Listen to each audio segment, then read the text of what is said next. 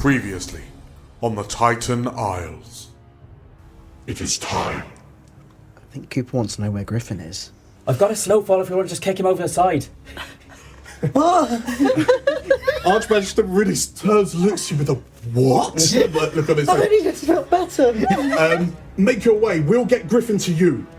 The wildfire smoke roils and parts to reveal Ekso has fundamentally become the essence of the wildfire.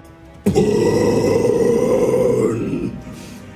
Through the clouds descends the battle tower from Avermore. Keep his attention on the five of you while we gather the mana to land a definitive strike.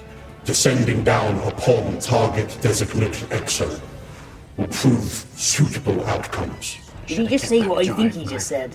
He wants us to jump. Who's jumping first? Cass will probably step forward. Yeah, I think Gary would happily as well. Yeah, do you want to go together? Yeah, sure. Yeah, we'll why not? arms. Yeah, we started this together. Yeah. We'll end it together. Cass would love to do some train lightning. Okay. She just yells, like stamps her foot down, and just the lightning ripples out. The crystals across the front of the battle tower all align, and there's as a silvery blue beam arcs through the sky and strikes Ekso square in the chest. Just Ravy and like Vinny are just like... Ekso surges towards the tower, brings his arm back, and with the axe carves the battle tower in two as the epitaph sort of like begins to ascend, holding you in these kind of bubbles of sorts. Hypothesis. Unit designate epitaph may conjure mana to perform a similar attack. But you've done that the whole time. Right, do you do that thing again where you go... Can you do it like through my axe? As Abe brings his axe up, Cass, you're able to conjure this chain lightning down into the axe. As Ekso roars and throws the two of you off, as a jade green bolt flies towards Ekso that drives into Exo's chest and blows his chest cavity wide open. Ekso reaches out and grabs the epitaph in an open hand. The fists strain for a moment, and then hurls the epitaph away as you are plummeting down to the burning fires below. An icy blue, mantis-like shape bursts out of the ground as Pfizer rises up, summoned by the Hammered Rider. Pfizer brings her wings in and physically slams into his This might not have been a good idea. She plunges her hands into the chest cavity and then seemingly starts beginning to wrench the chest open. I love that. It's metal as fuck. With a defiant scream, she fundamentally rips his rib cage wide apart. Are you all doing your best to scramble up? Scramble up. As you all kind of leap from the crags of his shattered chest towards this orb, you're sucked in, you vanish. Boom, boom, boom. As your worlds go black,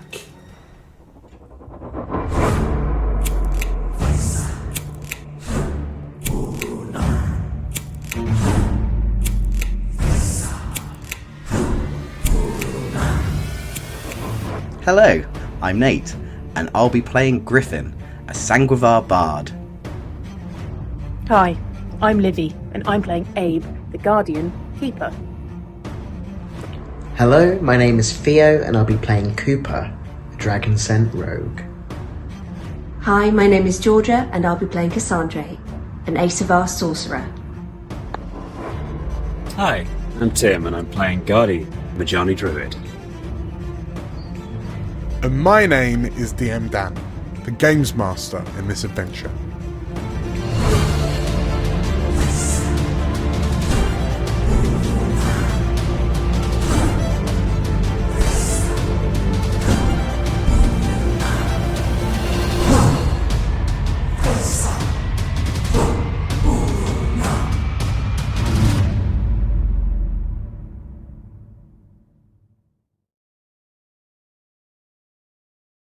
your worlds re-illuminate through a sickly yellow-green glow. And as the world around you takes shape, you find yourself in what can only be described as a forest clearing of some sort, in a dark, brooding, unforgiving forest.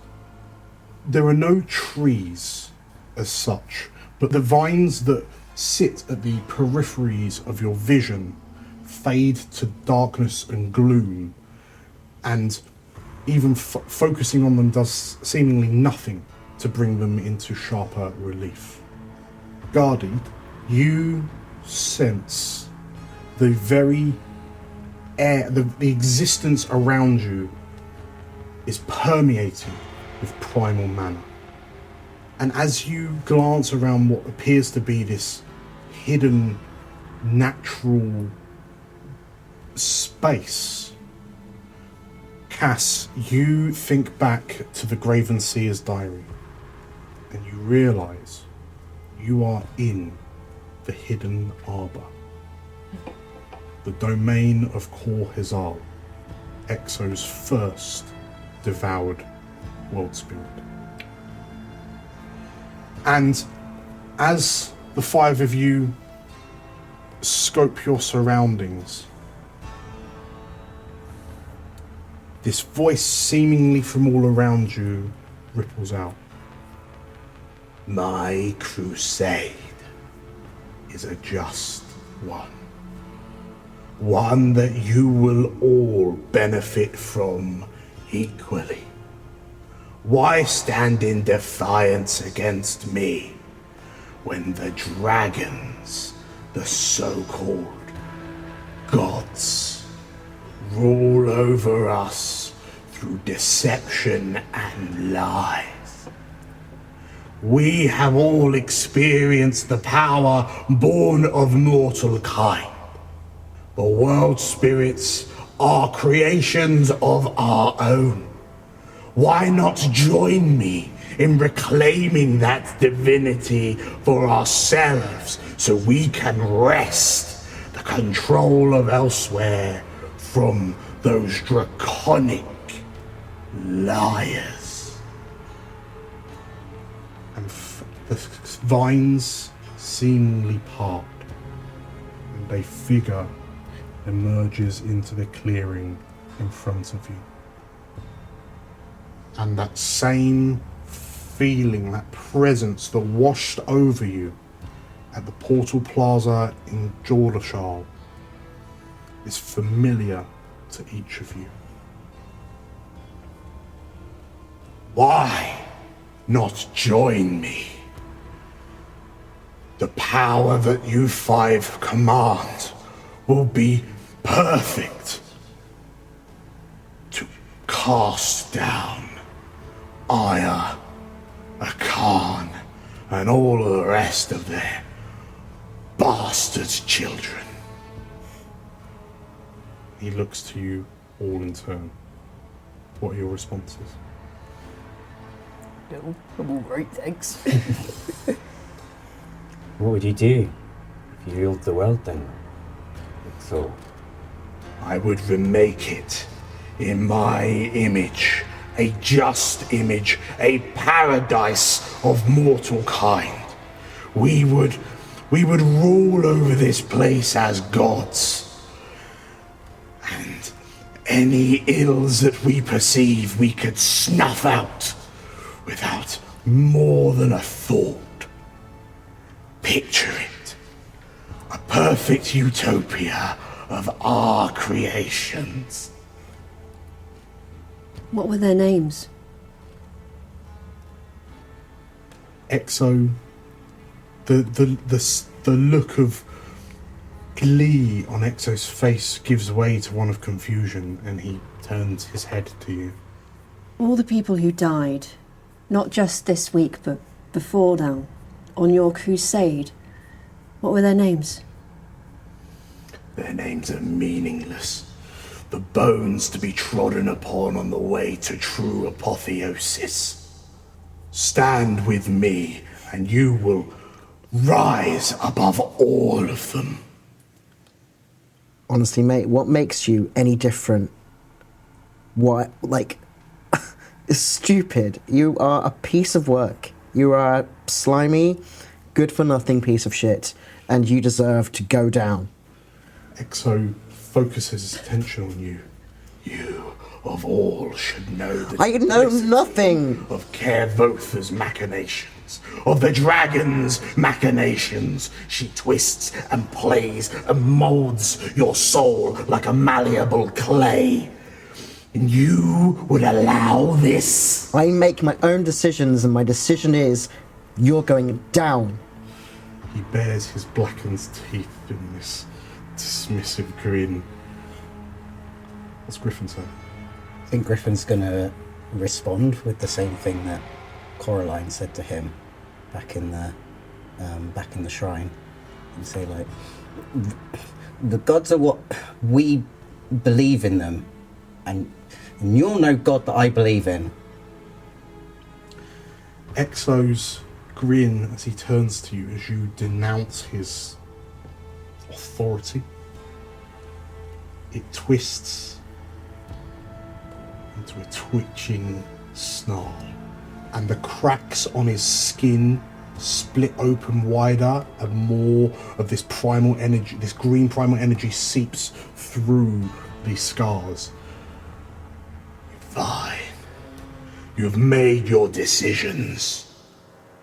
Let it be done, he says, and as he drops his axe to catch it into a more commanding position and takes a prominent stride towards you, with his open hand, he gestures to the darkness above, and you see the hidden arbor tear itself open with a number of rifts to react to locations seemingly across elsewhere, each tinged with this corrupted primal mana that he has infected into Korhazal.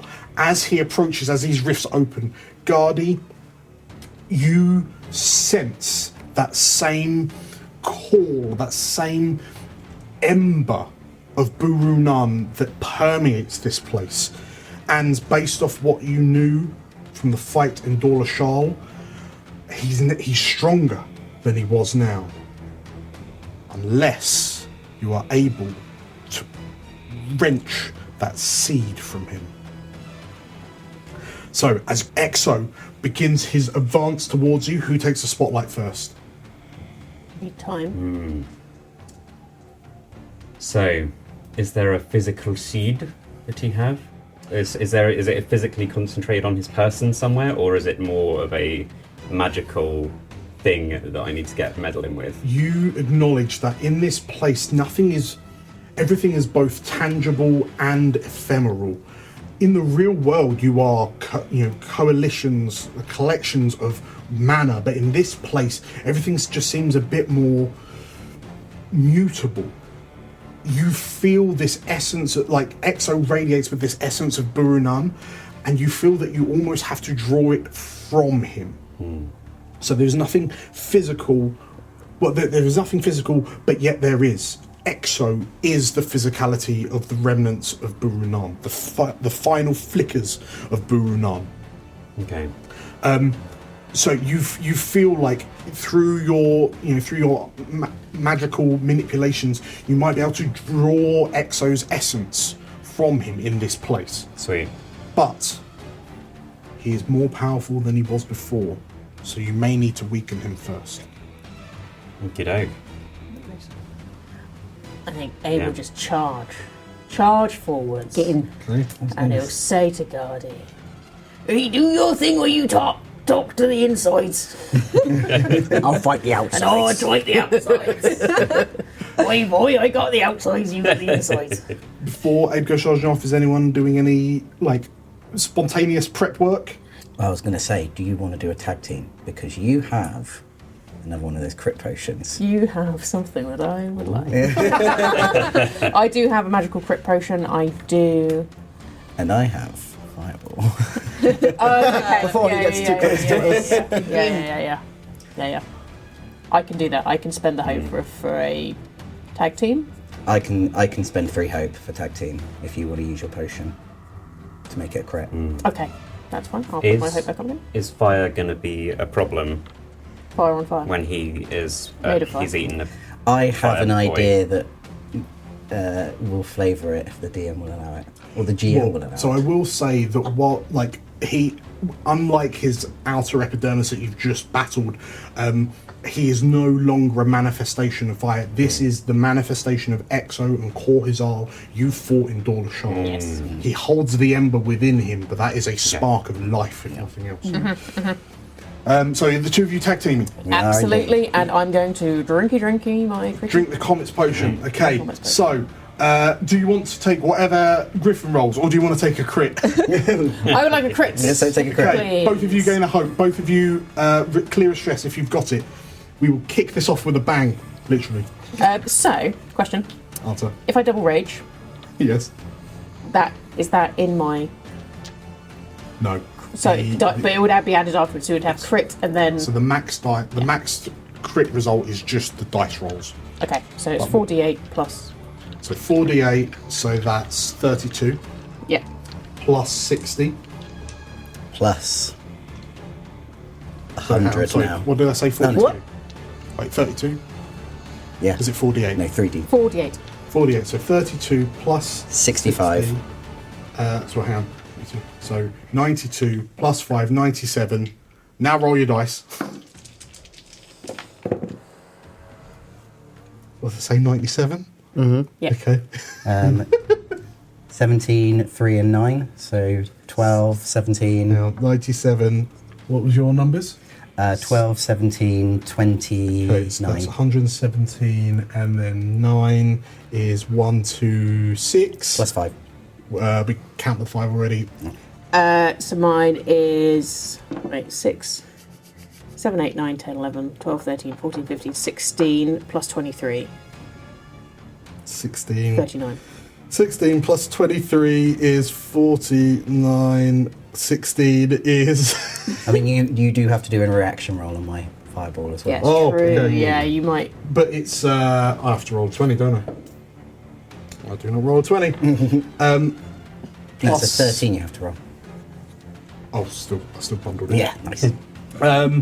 So plus 16 is... Okay. Anything else, boys and girls?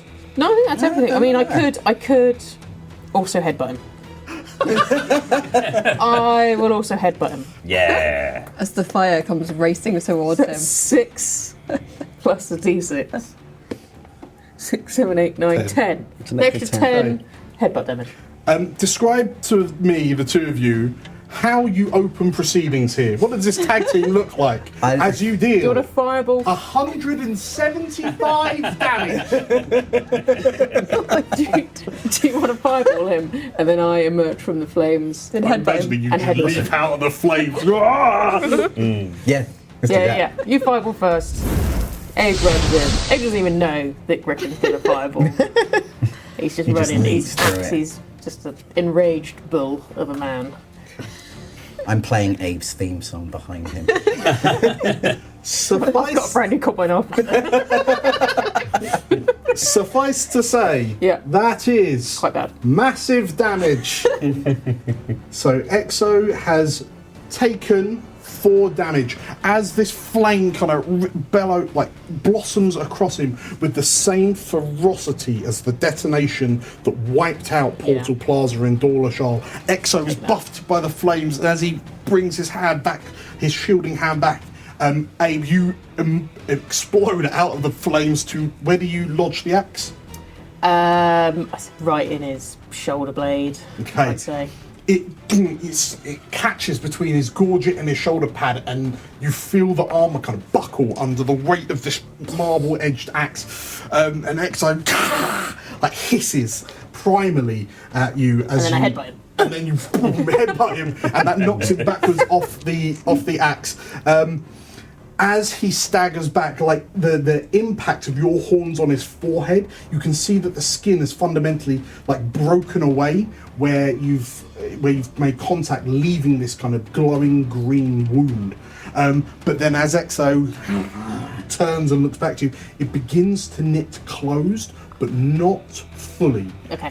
And he does look quite shaken, Quite shaken by by that that. that initial volley. Valid. He got stronger. We got stronger. Yes. Again. As you open with that, I'm 100% spending a fear to, firstly, swing his axe in retaliation. Fair dues. That is a 21 to Yeah, hit. that will hit, yes. That will hit. Okay, and you take 31 damage. And all player characters lose a hope. And Ekso gains a hope as he retaliates with a sweep of his axe. Also, Abe, as you run into melee with him, please make me an instinct reaction roll, please. Instinct, yeah. Crits. I forgot he's got all these little Yeah. things. That's a 14, 15, 16. 16 is a fail. I gain 4 fear. Why? As his terrifying majesty, as his power radiates out of him. Finally, as I spotlight, you feel that kind of tug at your chest. That you remember that kind of soul, that hunger that gnawed at you in Dorlashal. You feel that tugging at your chest, but you manage to resist it, and he does not. He does not consume some of your essence. Oh, good. So he swings the axe, and as he as he reels back, he gestures up to the gloom overhead, and one of the rifts above seemingly falls from the darkness and lands amongst you.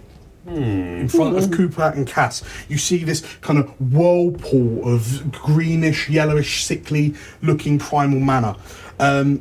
Cass, you've got with your kind of mana, not like your mana. Arcane sense. Arcane sense, thank you very much. It is soaked with arcane mana primarily, but the mana, this rift in front of you seems highly volatile. Cool. At a moment's notice, it may explode. You feel, however, that because of the way that the mana is constructed, if someone were to collapse it in on itself by, for example, jumping on top of it, they could take the explosion themselves and save their friends, as they fundamentally soak the mana into themselves before it detonates. I will caveat and say that will detonate on the next roll with fear. Cool. So, I pass back to you. Who wants to take the next spotlight? I mean, if Cass has this knowledge, can she... I think she's going to unleash chaos at our man over there. Excellent, yeah. I've just got to hope I don't roll with fear first. Excellent, I did not. That's a 15. 15 with hope. 15 with hope plus your instinct? Plus 3, so that's 18. 18 is just about right. Oh, nice. Excellent. Cool, so that's 3d10. 10, 8, 9. Very nice roll. 10, 8, so 19. 27? 27 damage, okay. Remind me what your Unleash Chaos looks like? It's just a roll of lightning that just goes straight from her into him, past Abe, into Ekso. Okay, and as Ekso sort of like just conjured down this rift, he's struck by the lightning that blasts him in the, like, near where Abe's axe blow has dealt him damage, and that is, how much was it, 27? That is major damage. Nice. As Ekso staggers back a few steps. And as he's distracted by that, she will jump on the portal, mostly just to test that what she believes about it is true before she tells everyone to jump on these portals. The rift seems like it is notably swelling, but as you leap upon it, it detonates, but the mana kind of detonates into you for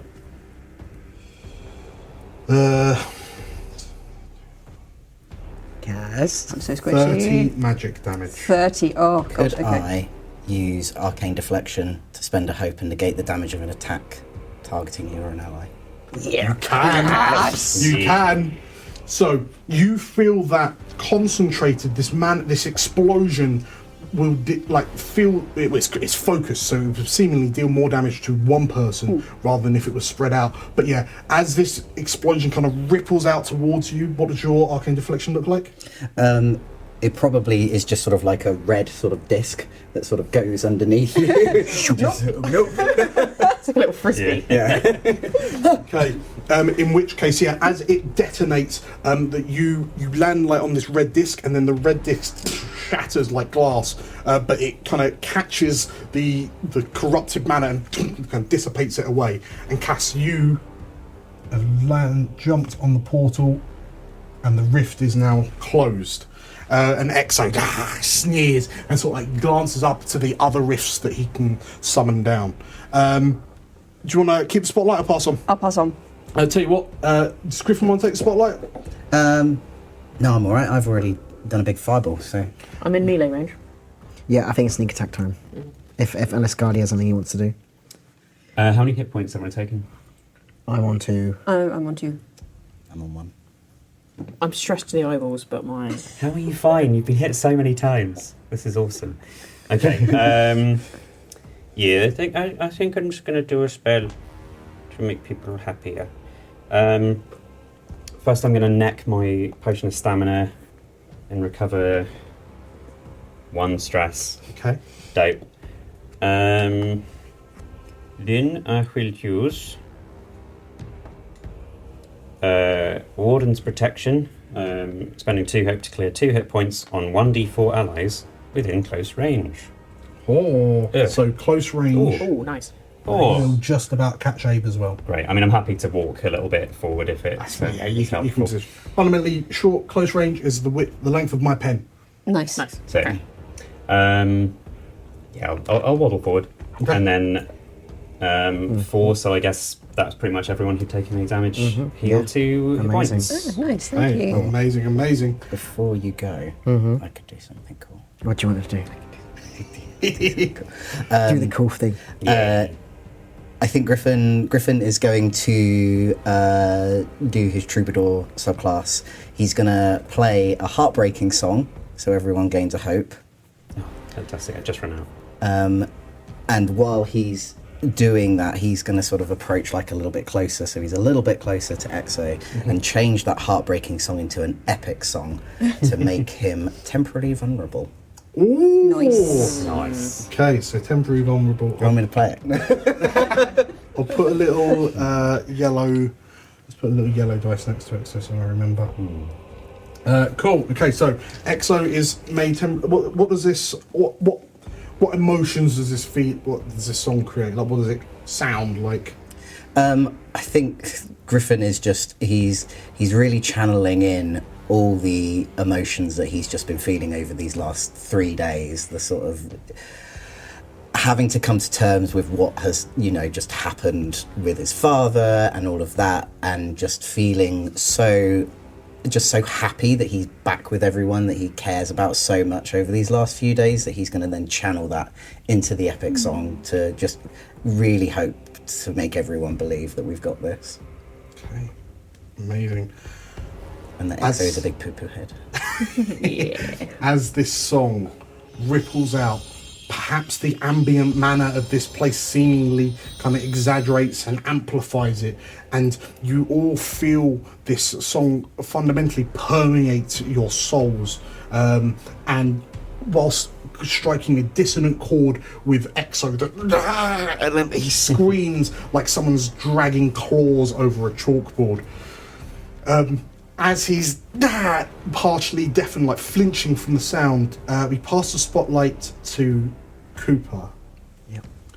And as you go, you've just seen Cass leap on this arcane rift. And as you sort of like begin to spring into action, you feel this weight in the back of your mind. And the weight feels like a request. Okay. A request to be as one. Okay. Together. Okay. And it's a much more kind of prominent, much more kind of fully formed idea. And you get the feeling that to say yes would be to allow that voice that's been in the back of your mind for as long as you can remember, well, since the war, to allow it to take equal ownership of your form. Okay. Do you want to allow the Shard of Kervotha to aid you in this battle? I think it's going to be a case of, do I trust I'll get my body back? If she, yeah. Can I sense like any sort of like malicious intent, or is it just we are focused on the same goal and she'll sort off after? I think she's made malicious intent. Yeah. It is the same. Like you already know that Kervotha has previously kind of implied these emotions, these sentiments of this thing, this abomination here must be cast down. And the feeling that you get is one that says, I will help you to do this, but you are the one that has brought us here. And there seems to be a level of respect from this feeling in your mind. You got Satan being like, trust me, bro. Yeah, it's a bit. I would. Yeah. I would trust him. I mean, I'm tempted to roll on it because I have a great little D2, so I'm gonna say that the one axe, yes, two hell yes. Yes. We're gonna do axe for I take the offer, and then the house for not take the offer, which makes sense. So Take it. Axe. taking the offer. Okay. Okay. Cooper will allow her. Do you say anything to the voice in your mind? I think just the fact, obviously I've just rolled for it, but like the fact for Cooper it'll be an active choice. And I think it's something with Kervotha, he's suddenly realised he may have not had active choices in the past. At the same time, he still chose to act in his life in the way that he did. So her suggestions have given him like trajectory, but they're not necessarily like he's still the one who did those things. So he left Cass, he took on criminal life again, he did all those things himself. That's on him. So him choosing to do this to make sure this guy gets ended, to make sure that they get through this, is his active choice. It's like, we do this, you go. You leave me alone. We do this, it's done. Cass, you sense as you sort of like, as you kind of bring yourself back to your feet, having just been kind of body protected by Griffin's arcane deflection, you out the corner of your eye see a flash of movement, and you watch as Cooper stumbles for a moment and drops down to a slightly crouched position. His eyes are clamped shut, and there seems to be an ever so slight grimace of pain stretching at the corners of his mouth. And then you watch as his scales begin to glow. Let's go And Super Saiyan. in a burst of light. Oh, Super Saiyan Giant. Four, what Sick. seemed like four conjoined wings burst out of Cooper's back. As his eyes flash open, the same sort of like burning, like coruscating manner pours from his pupils and flickers backwards past the edges of his head. The wings radiate from yellows through oranges and pinks to deep reds. As you burn with Kervotha's alchemical prowess, Cass, you watch as the shaven horns on Cooper's head begin to grow and curve back. And thank you, Theo, for wearing those, because they are the horns that I modelled on him. Hey. And Cooper, as you stand up, brimming with Kervotha's wrath, I give you this transformation card.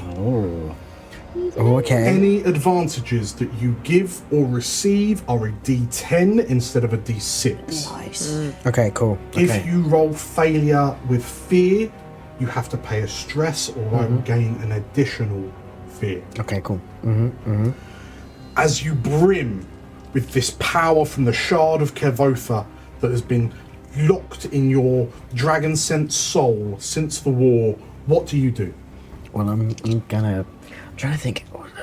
I could just go in. I could go in. I feel like, because I think the first time I fought Ekso as well, I just went, like, usually my sneak attack is like from the back, but then when Ekso was involved, I got a bit like handsy and got in with my dagger at his legs, and I feel like the rage, the wrath that Kervotha's caused, plus his additional anger about the situation anyway, I think he'll kind of come up right with Abe basically, and we'll start using his dagger.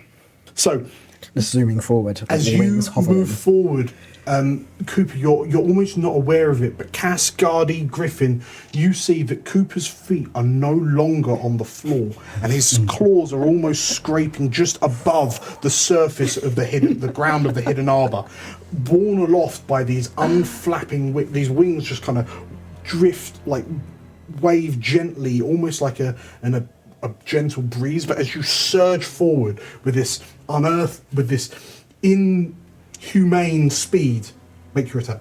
Yeah, okay. So this has been my dagger. I'm also going to pump an experience into it as well. Bear in mind, if Abe wants to spend a hope to give you help, your advantage is a D10. Yeah, my advantage is a D10 now, if you would like to help me. Pretty please. Yeah, I can help you. Let's find my D10s, because I didn't have any to hand, because I didn't use them. By help, I mean what? Just get out of the way slightly. This has to be like, oh, Jesus. It's all yours. Jesus. Okay. Okay. Oh, there's a 5 there, which is great. So that's 6, 7, 8, 9. I'm going to use excellent aim. 10, 11, 12, 13, 14, 15, 16, 17, 18. 18 is a hit. Great. Cool. It is with fear. Just to let you know. So gain a fear. But yes, 8, so that's a hit, yeah. Cool. So, and that's going to be with my sneak attack, yeah? Yes, absolutely. Cool. 1, 2, 3. 1, 2, 3.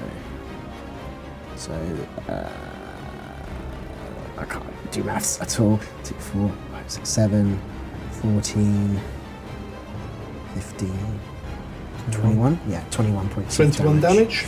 Okay, that is minor damage. I thought so. So, as you swoop in, are you going with your dagger? Yeah.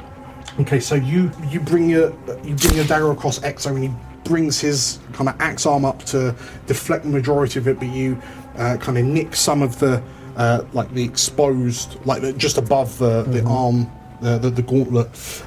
Minor damage is 1 point, so I'll mark him up to 7. As you fly in, I mean, you've rolled with fear, so I can mark a stress. Oh no. Well, so it was a success with fear, so you're fine on that front. Ekso staggers back, and then seeing you brimming with this divinity flying in the face of his very crusade, he twists, he snarls. He's gonna spend a fear and a stress, and he's going to swing at both of you with the as he swings out, the energies within the axe burn brighter, and he rolls a 17 versus both of you. That will hit me. So I have 15, but I do have my unique hope feature, which if I spend 3 hope, I gain a 2+ bonus. So I could use that. Oh, you meet it. Yeah, okay. Well, that's fine. I'll take that. Okay. In which case, he retaliates. He retaliates against you for 15 damage each. Can I take Cooper's? You can indeed. You can. So two instances of 15 damage each. Bear in mind you're still unstoppable, so reduces visibility by 1. But as he's successfully made an attack, everyone needs to lose another hope and gain another fear. I will immediately spend that fear as Ekso swings out wildly with his axe. And as he does, another rift plummets down from the sky like a falling star. And this one is going to land here. So, once again, that will explode on the next roll with fear. Oh, you hit anyway. I was going to say he's temporarily vulnerable. I'm going to pass the spotlight back over. Who wants to go next? Can I go next, please? Go, Gardy, go. Right.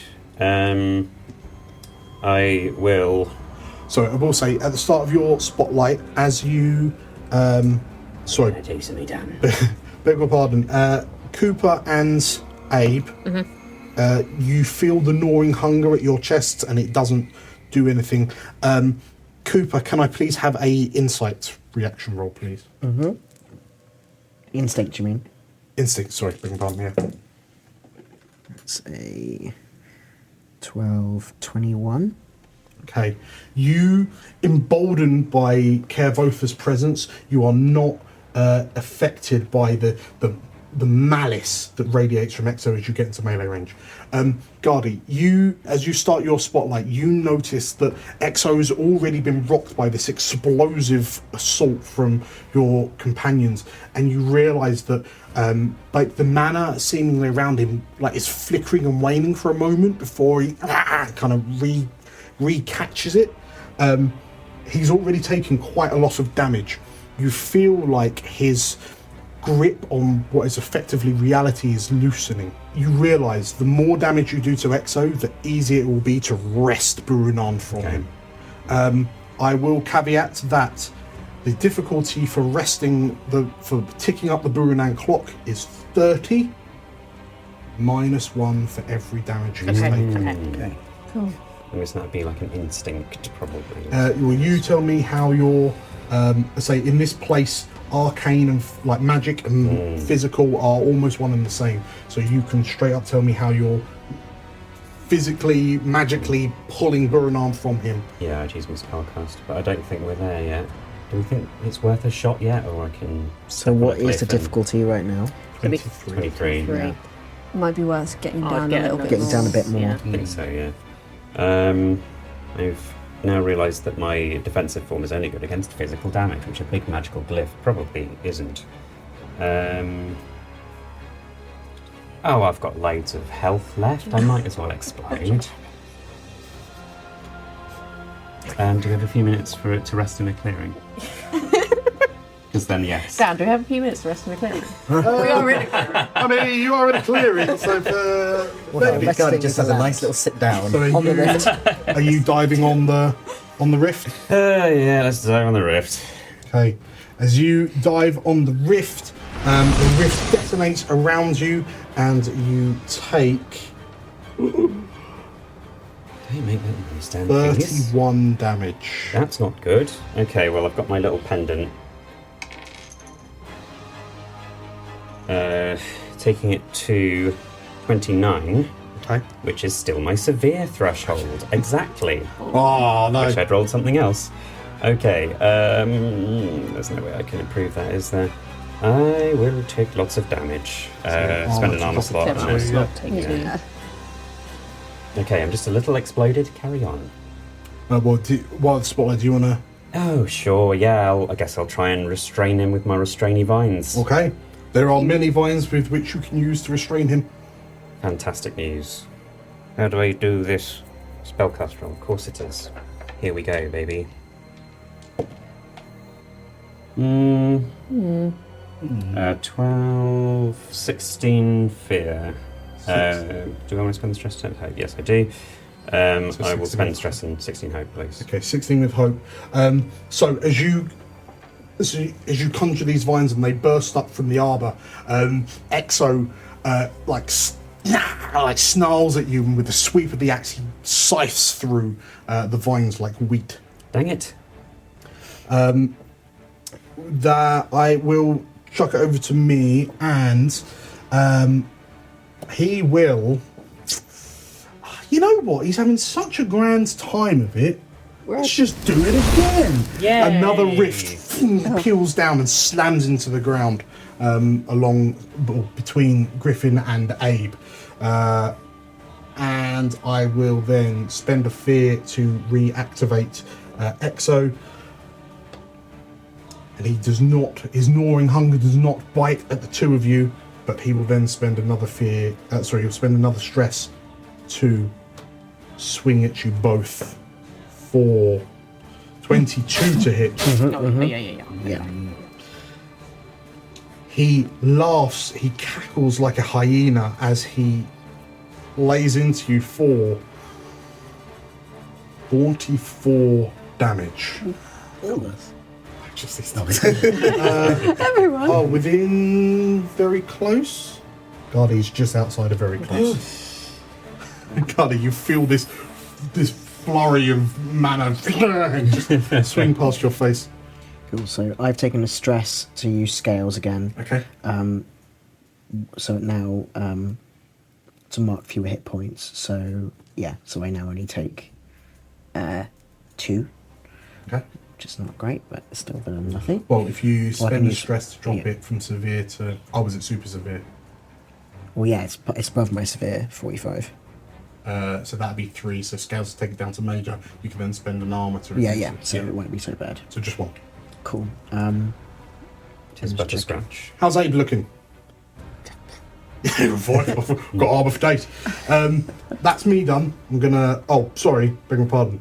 Everyone needs to lose another hope. We just got here. Joke's on you, I've As- got no hope. As Ekso just delivers these scything, reaping blows on Cooper and Abe, who wants to take a spotlight? Can I Cass. ask a question? Go for it. Does Cass sense with her arcane sensibility that Ekso is deliberately casting a spell in order to create these mana portals? Is it a conscious effort on his part to create them? You get the impression that he is currently like master of this domain. Yeah. So he's fundamentally just like Pulling them it's down. almost like he's plucking them like So apples from a tree. it wouldn't help for me to cast Hush on him and stop him from casting spells. Unfortunately not. Unfortunately not in this instance. Okay, that's good to know. Can I jump on that Yes, sort of thing? absolutely. Okay. As you jump on the portal, you immediately take 24 magic damage Right. as the rift detonates under your feet. And you absorb its power. Do you want to keep the spotlight? Yeah, I think from seeing... Do I have to spend a hope for that? No, I don't. I think from seeing what Gardy was trying to do, I will try and cast Mystic Tether to restrain him. Okay. Oh, sorry, No. wrong dice. Let's say that. Oh, 17 on my D12. Oh, it's a crit! Okay, talk me. So, gain a hope, clear of stress. Talk me through what happens. It's his usual sort of red ropes that come out of his accordion, and will wrap lovingly around Ekso. Okay. In which case, Ekso. He's still vulnerable. I need to remember that. Like as the ropes burst out and kind of wrap around him. So he's vulnerable and restrained now. Okay. What was it you rolled? Oh, and he has to mark a 16, I stress as think. well. You rolled a 16. rolled a D6 real quick. Oh. Yeah. 3. 19. Retroactively, do your vines. Oh. Double restrained. Double restrained, and a little bit of damage, I think. 1d8 plus 1. There's no way he'll survive this. It's the final blow. 5 damage. 5 damage is still minor damage. Takes him up to 8. The difficulty drops to 22. Like one arm held down by vines, the other held down by the missing tethers. And then, he kind of rages, and you see him, like, worryingly, his arms, as they struggle and strain, he's seemingly pulling these tethers and vines further out the ground to sort of like still be able to swing his hands and axe at you. So Griffin, you rolled a crit. Do you want to hold the spotlight or pass on? Abe. Go ahead, go. While he's vulnerable. Yes. With vulnerable, so you get an extra d6. You get advantage.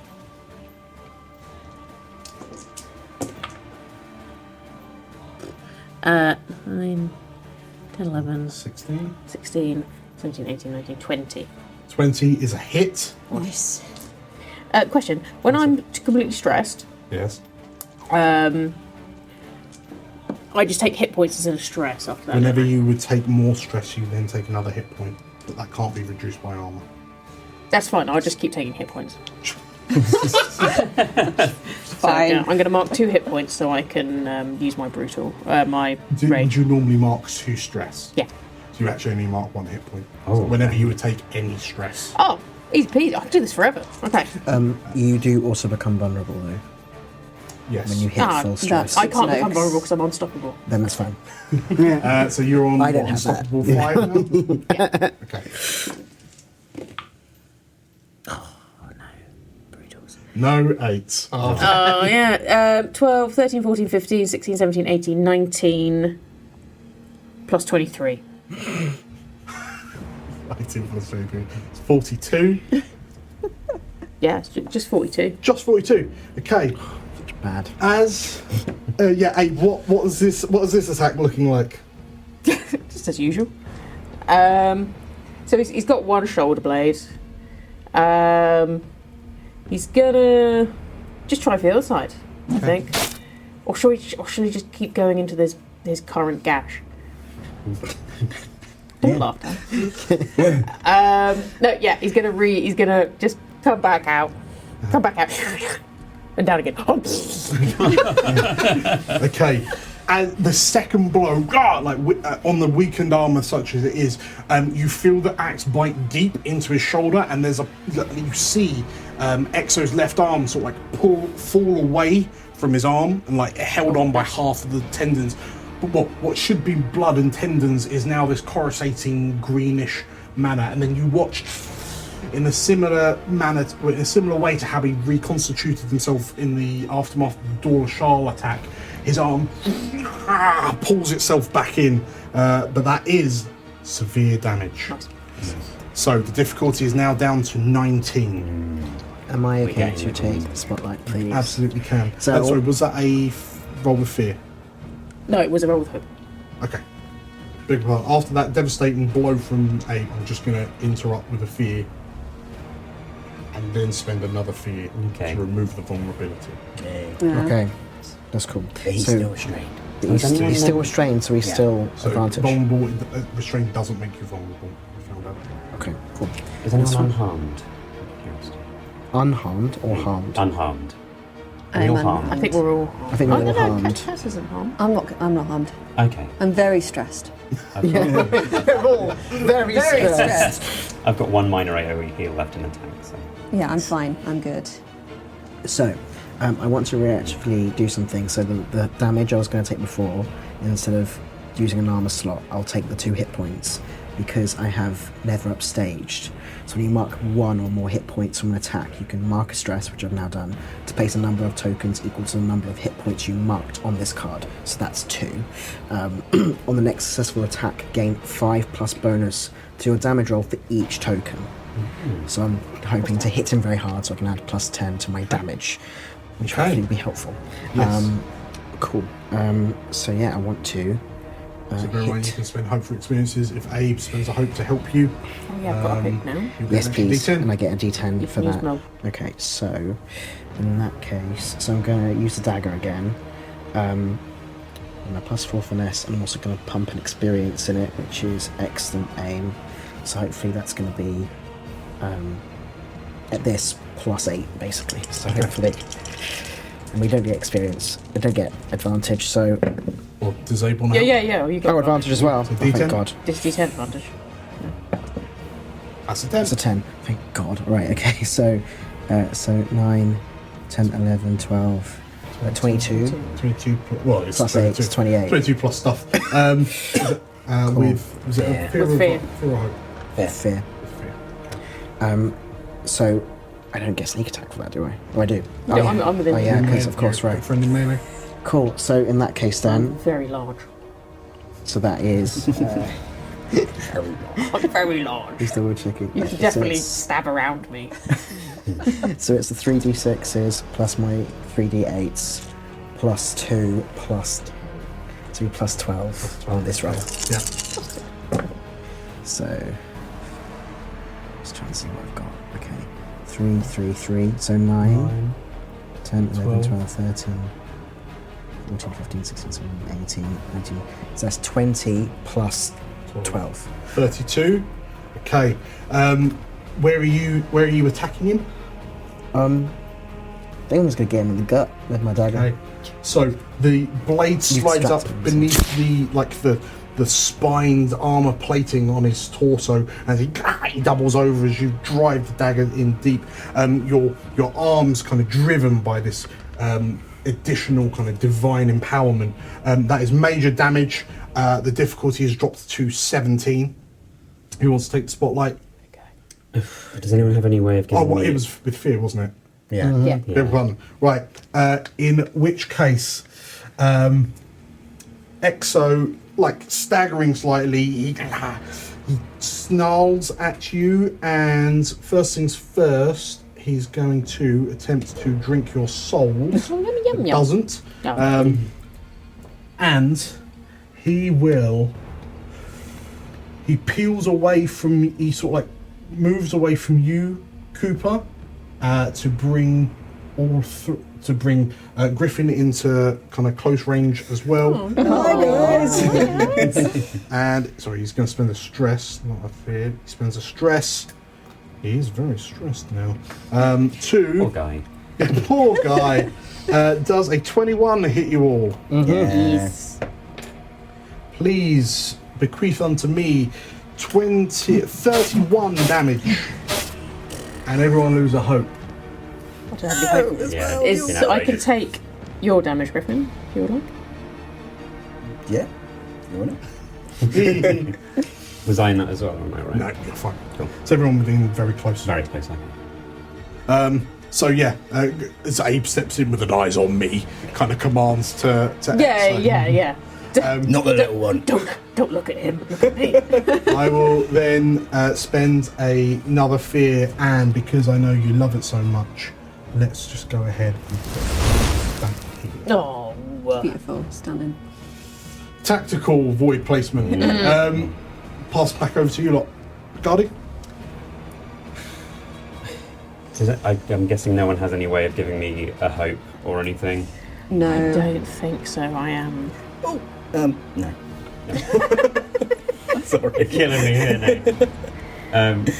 Does anyone have any hope left that they can use to give me an assist? I've got I can one actually hope. do something.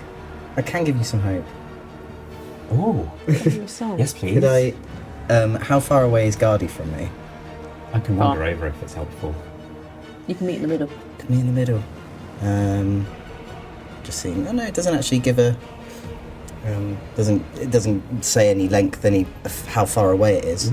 I think Griffin will just shout out. He's just like, "Go on, Guardy, you can do this!" And I will give you 2 hope with my inspirational words. The extra one actually really helps as well. Thank you. I can give you another one if you want. I've got 1 more token left on inspirational words if you want it. Nah, I might fuck this up. Okay. So why would I hang on to it? All right. I'll give it a go. I will caveat say the difficulty I'm extracting Brunon has dropped to 17, and it seems like whilst he's shaken, he's been rocked slightly, Ekso is still fighting with the same ferocity that he started with. empowered as he is, he will keep on going. I will use my magical powers. I will use Spirit Speaker. Dan, now that we're in Ekso, and it's really leafy, am I in a natural environment? Look at the green. It's so green. It's so green. I think we are in, whilst it's corrupted, we are still in the definition of a natural. Yes! Like, it's brimming with natural energies, so yes. But someone's chest cavity is a natural environment. Sure. Thank you very much. Absolutely. Okay, that gives me an additional +2. Okay, amazing. So, I'll leave my description for whether it works or not, because I don't want to overcook this. Oh, is he vulnerable still, or is that? He's shaking If that. you move a little bit restrained. closer, if you get within close range of me,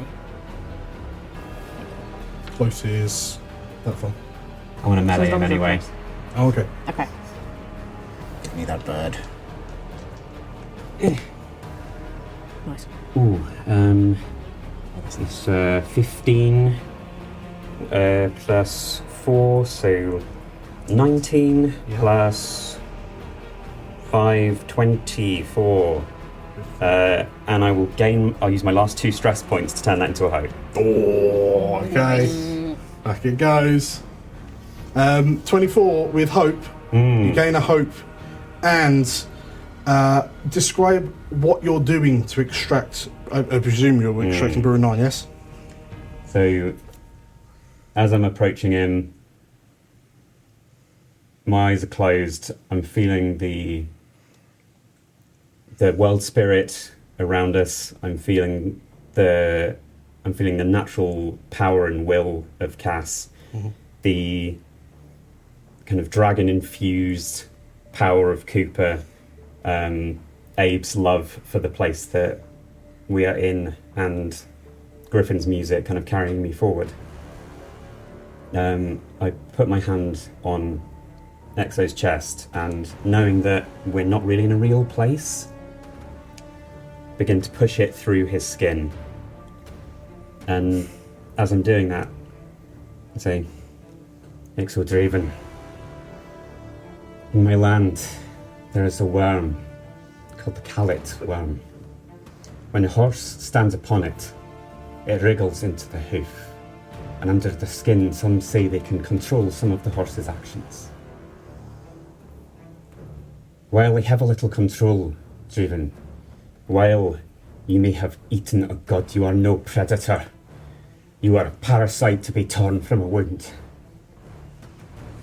Okay. And then I'll just pull out my fist with some sort of green, whatever my conception of the energy of Burunan is.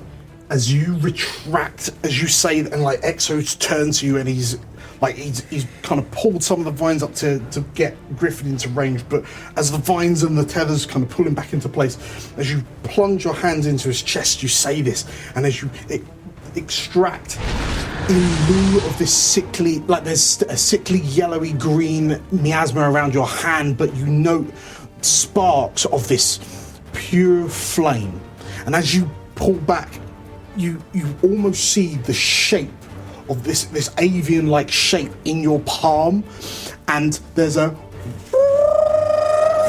it's pulled back into Ekso. You have begun to retrieve. That was 2 segments on the clock, and Ekso snatches it back, and there's a look of confusion and panic on his face as he realizes that you were just about to wrench Burunan from his form. Roll with hope.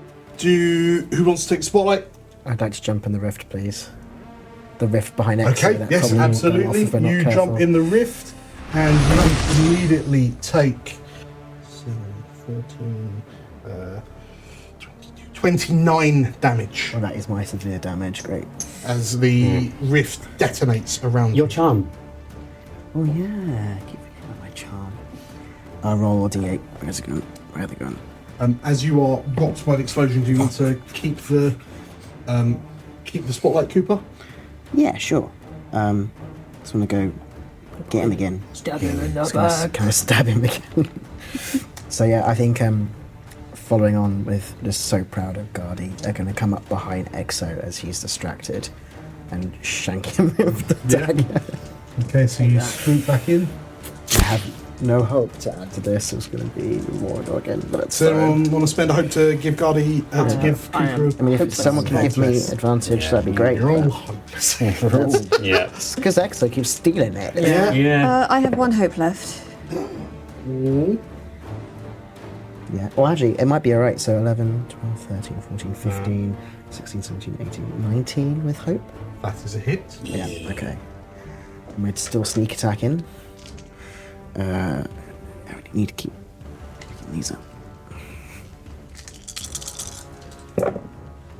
So, let's see what I've got. So 6, so 10, 16, 17, 18, 19, 20, 21, 23, 24, 25, plus 2. So 27? 27. 27 is major damage. So distracted by Guardy, desperately trying to kind of reclaim the seed of Burunan. Up to me elbows, I am.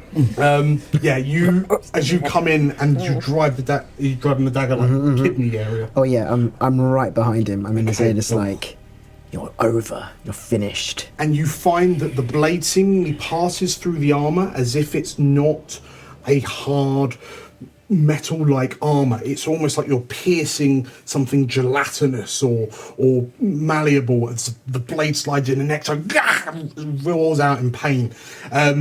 That's major damage. The difficulty is now dropped to 15.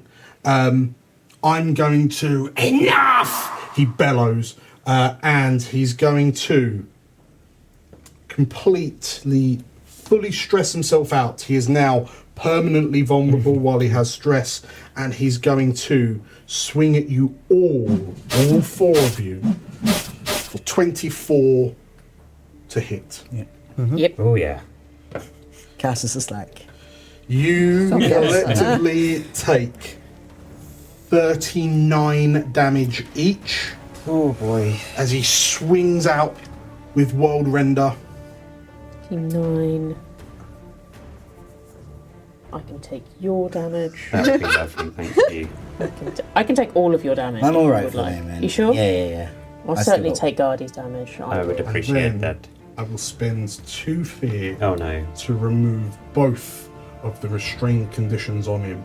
As he swings and swipes at all of you, but Abe, you kind of like jump in the way to catch the blows that would hit into those that you're protecting. But as he does, he kind of rips the vines and mystic tethers free, and Ekso sort of like using his momentum, then pivots out of the scrum that was built around him, and then as he stops, he turns to regard you, Cass. I'm passing the spotlight back over. Who wants to take it? I mean, can anyone have another go at just sucking out his I heart soup? Cass, want to go? I don't really have anything I think that could do that. Just shoot him. Skill check. It's just a tell skill me check. how you're Skill skill check. checking it. I'll have a go. Otherwise, I'm just going to shoot him in the head with Alan So yeah, is that just which skill? You tell me how. So tell me how you are kind of interacting with him to try and pull Burunan free, and then we basically. I think I would follow Guardy's rule. I think she would jam her hand in his chest, and I feel like it would be possibly a presence roll. Okay. To intimidate him because she's looking him dead in the eyes the whole time. Okay. Is a 12 and a 4. 16 plus 2, 18 with fear. 18 with fear. I gain a fear, but that does work. And I guess if it's presence, it's also this kind of clash of wills. So as you jump in, are you sort of like plunging your hand into like heart area? Yes, yeah, I'm just going straight in. In which case, as you begin to wrench back, you see this kind of bird-like shape that's more fully formed than it was before, and it lets out a before it's pulled back in. Success with fear is 1 segment. We're up to 3 on the clock. Are you keeping the spotlight or passing on? Yes, while I'm this close, can I just jam alimony in his face? Yes, absolutely. Booty, tooty, point and shooty. Yep. That's a finesse roll. That is a 12. 12 total? Yeah. Okay. In which case, as sort of like Ekso reclaims Burunan and then kind of palms you backwards with enough force that you come off the ground for a few feet before landing. As you bring up Alimony Fire, he brings a gauntlet up and the blast kind of ricochets off his gauntlet. On a miss, he looks to you and that was a mistake, he says, and he's going to swing at you for 23. Yep, that definitely hits. And you take 36 damage. If anyone has a hope, I'll gain a fear as he strides into melee. And I will then spend another hope as he scythes down at you. He then drops a void right between the four of you.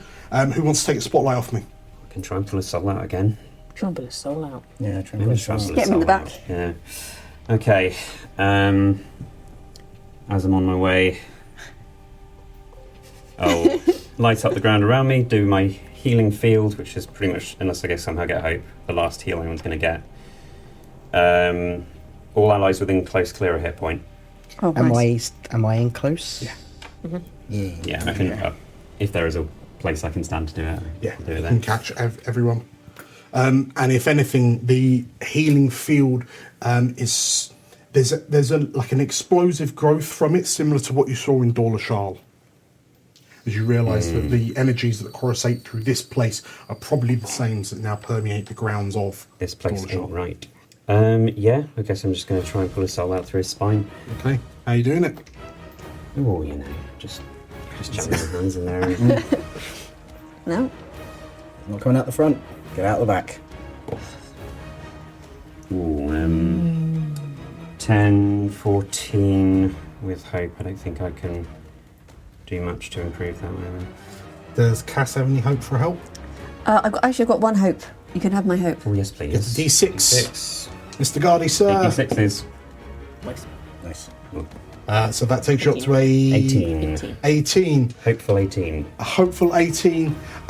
As you plunge your hand goes through his billowing cape into his back, and Cass, you see his eyes open wide, and his across his face the cracks explode out like shattered glass. As Gardy, you plunge your hand in deep and both hands, and as you wrench and pull, Burunan emerges once again, but then in one final act of defiance, it's returned to Ekso. 2 segments are at 5 on the clock.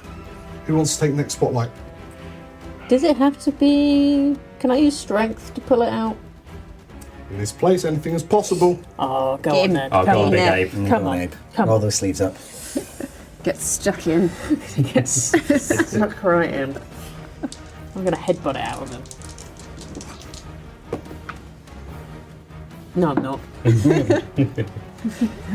9, 10, 12. 12! With fear. Okay, in which case, Abe, as you run... was that with fear or hope? That was the fear. Okay, so I gain a fear. As you run over and attempt to headbutt him, suddenly, Ekso has this last act of desperation, and you boom, and it feels like you've just headbutted a cliff wall. And as you slightly dazed for a moment, Ekso turns around to you with this his face, this shattered mosaic, and he laughs as, with a roll with fear, the rift detonates, and everyone will take 10, 15, 22 damage as the rift explodes out, catching you all in coruscating manner. It was 22. 22. Minor damage. I will then spend another fear to... I'll spend another fear. I'll tick up another damage as he re-stresses himself. Re-stresses to swing wildly at you all for 11 to hit. Nope. I think only hits Abe. Only hits me. For 18 damage. Only 18, but he does gain a fear. Who wants to take the spotlight? I would like to, if I could. Okay, Griffin, he is staggering. If I can get into a position where everyone's in close range, So I'm guessing everyone is in Yeah. relative close range. I'll play a relaxing song to to relieve a hit point for everyone. So hopefully that will help us out a little bit. I think Griffin will see what Guardy's trying to do, and also go up towards the back of Ekso and try and pull out Buruna as well. Yeah, maybe I'm still struggling with the. I think, Gardy, you're still two fists deep. Cool. And I'm going to use. I really kind of just want to use my presence. Can anyone think of a way that I'm using my presence? I mean, I'm guessing also to intimidate. Clash of Wills. Yep. And you're performing. Power of song. You are quite intimidating. Does anyone Very in that? intimidating. Does anyone in that scrum have a hope? Yeah, I've got a smidge, and given that I'm next to you anyway, that's Yay! Okay, so the two of you do him. tag teaming it. Well, not tag teaming, but help Yeah. me. Okay, roll with the d6.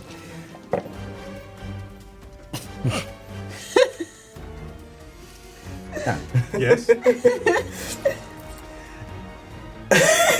Okay. I got. 8 plus. So I got.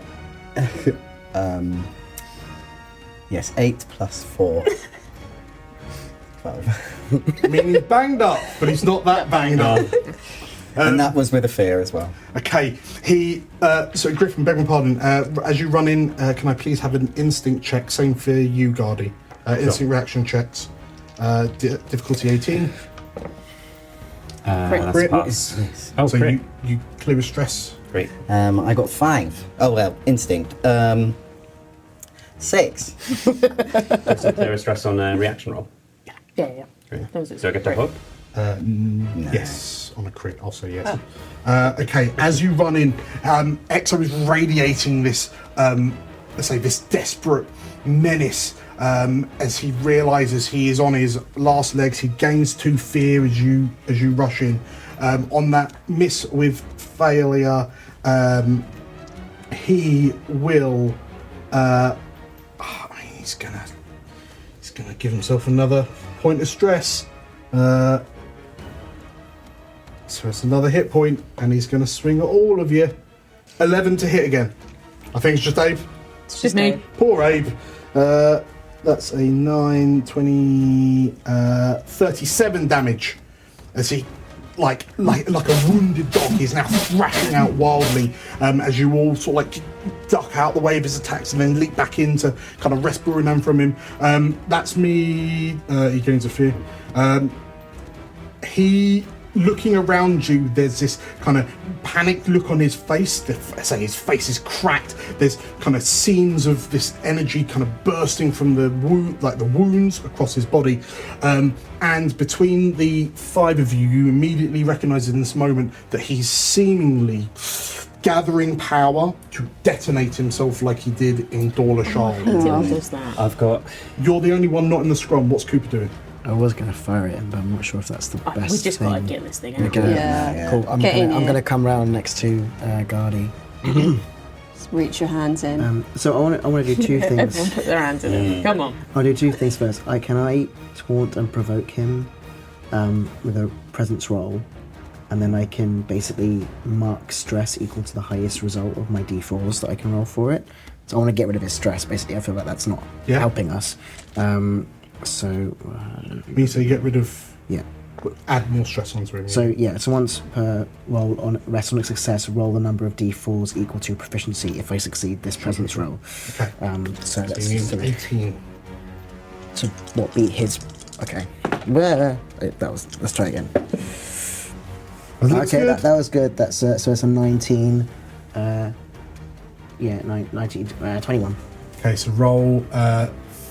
So tell you what, in lieu of, I would count each d4 as like a separate application of stress. So let's just call that 3 applications of stress, which is 3 damage. Okay.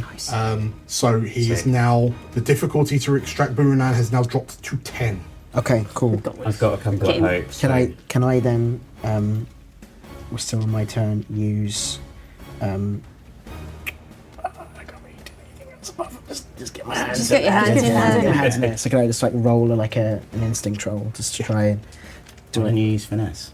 Well, I don't know how finessing it's going to be, but I can try. You're reach in. pickpocketing. I can Pickpocketing a god out of this man's pocket. Let's do that. I have no hope. So let's go. You want to hope? I'd rather hope. I will spend my last inspirational words to go like, "Come on, Cooper, you look awesome, by the way." Thanks. Love the wings. Your rally dice. What does that do exactly? I can add this onto this. You can add rally dice onto it. I'm going to do this and see if I need rally dice. I'll also help you because I have a. Oh, so I get an advantage of D10. Yeah. Come on. Can't see it. I'm too afraid to move my microphone. Right, 2, 1, really bad. But then 11. So 11 with fear. 11, 12, 13, 14, 15, 16, 17, 18. I mean, we've got it. We know 10. It has to be 10. Hey, thank God. Cooper, as you swoop in and you thrust your claw into Ekso's form, he's now held in a 5-pointed star of the 5 of you wresting this titan, this world spirit from his form. A success with fear is 1 success. Talk me through how this happens. We all got our We all arms hold just hands. in. Yeah, all of us. We're all in him. Yeah, we're all in there, having a good old dig around. Okay. As you all sort of like work together with an almighty kind of unified heave, Ekso is thrown back from your assault, and as he crashes to the Arbor floor, he looks up, and between the 5 of you, clutched in your hands, is this glowing ember that is vaguely bird-shaped. And as Ekso looks up to you and the cracks of the explosion ripple further and further out, the rifts overhead suddenly shudder. And Ekso looks up to him, weakened for the lack of Burunan. And as the rifts begin to open, starting with Gardi, what do you see through a rift that has a significant importance to you? I see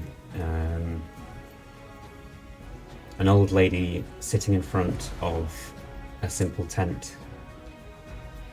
She's just mending a blanket, and you can see wind kind of rippling through the grasses around her that stretch on for miles.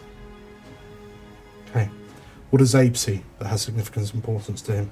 Abe sees the village of Riceville now as it once was, rather than burning.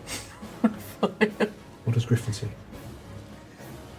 Griffin sees his brother and Diane sort of smiling happily underneath the willow tree like they used to. What does Cooper see?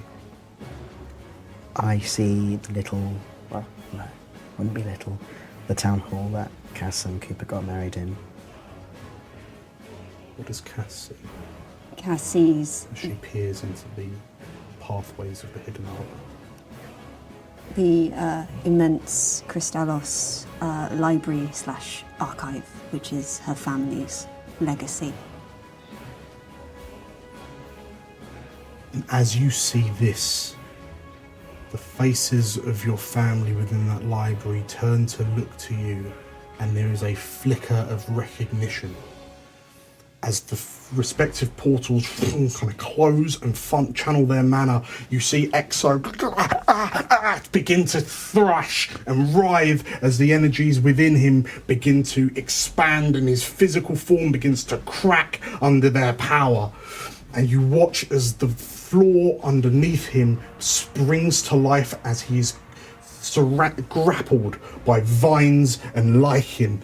And you watch as Kor Hizal begins to reclaim Ekso. The hungerer has become the food. And you watch as Ekso is dragged screaming into the ground underfoot. And there is a blinding flash of green light as Ekso detonates within the Arbor. But you watch as your vision returns, the flash of light is absorbed by the Arbor itself. And what can only be described as a flash of fresh air that is a new sensation since you arrived in this place meets your nostrils. And the Arbor around you begins to peel open. And the gloom and the vines give way to cold, stark blue skies.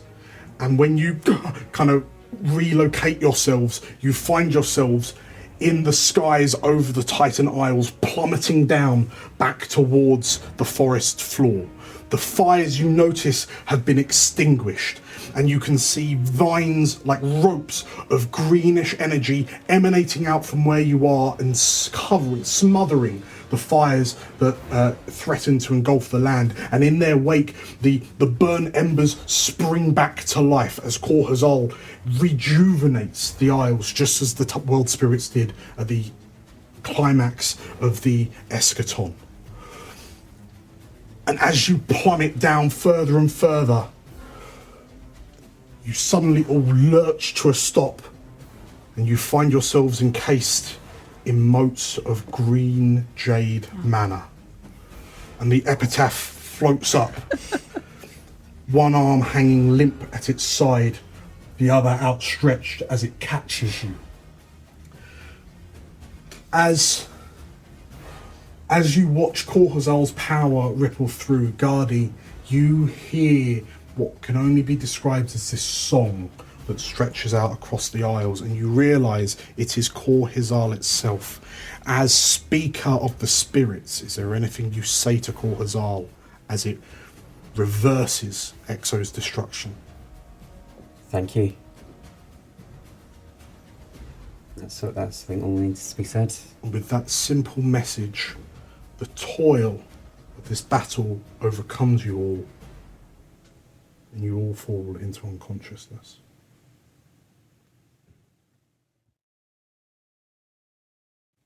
The sounds that next meet your ears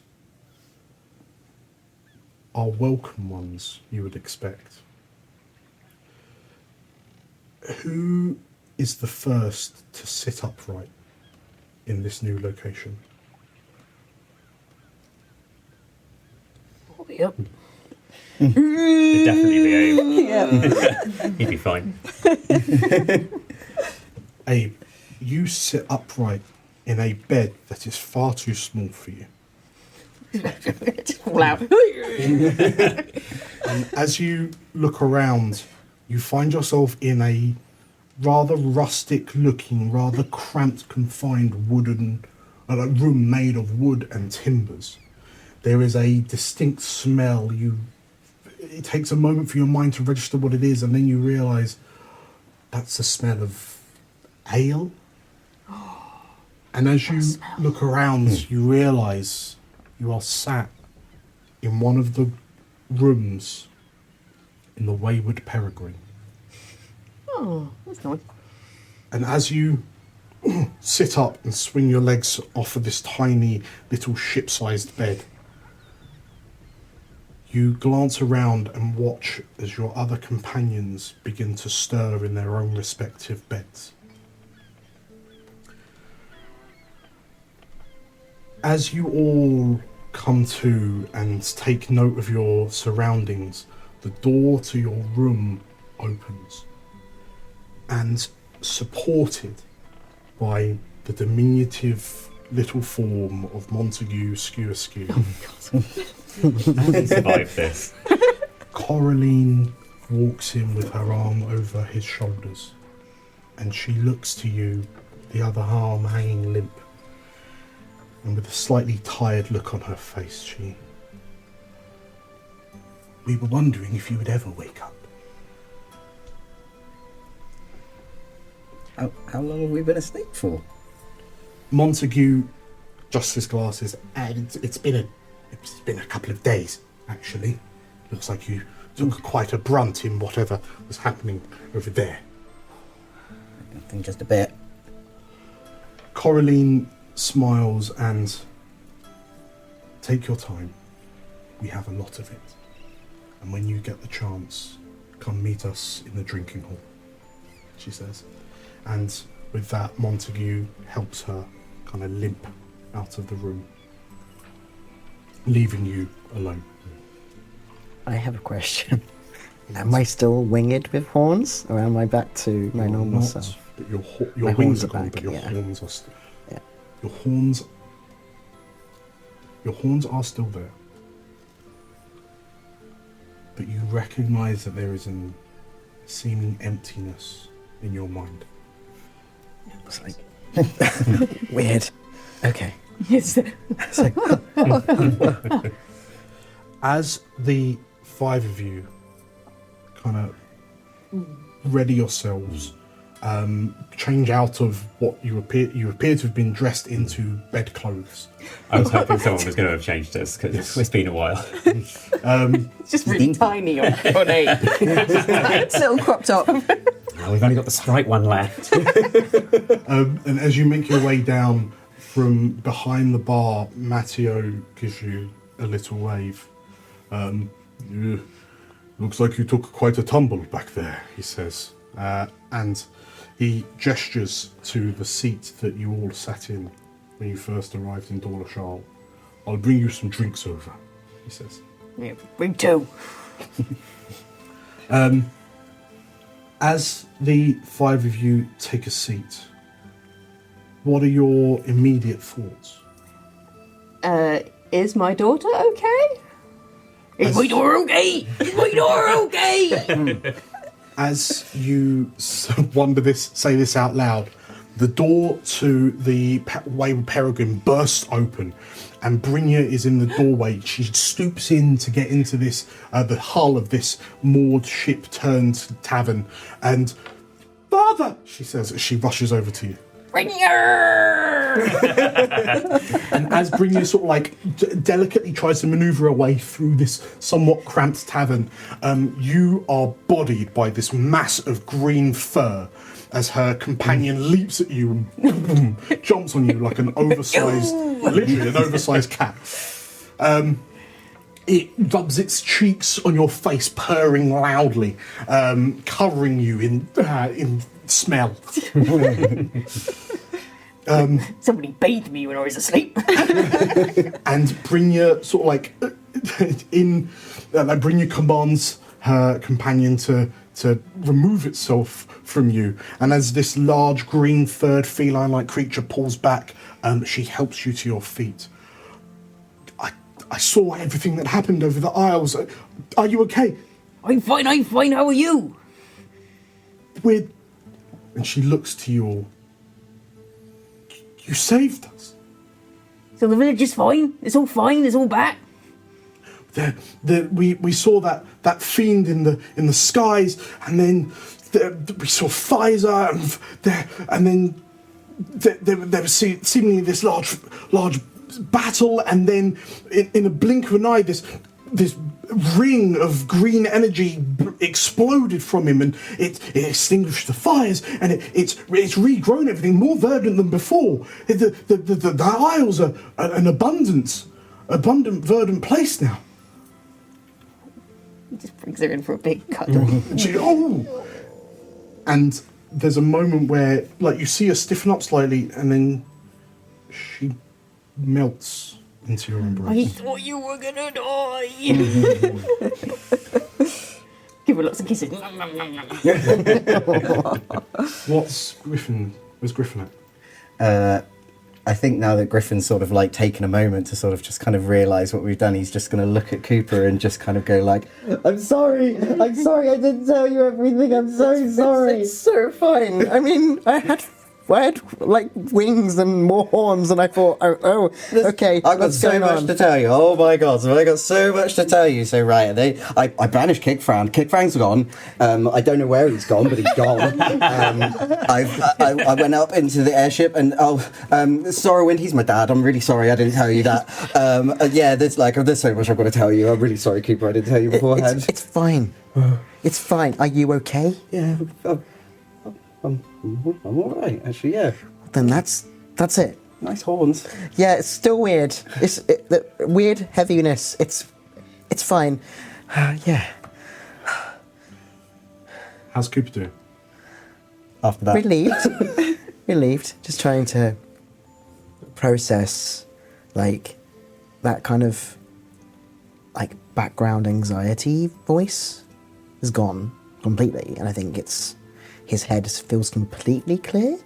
He kind of like glances to Cass, but then feels a little bit like shy about it.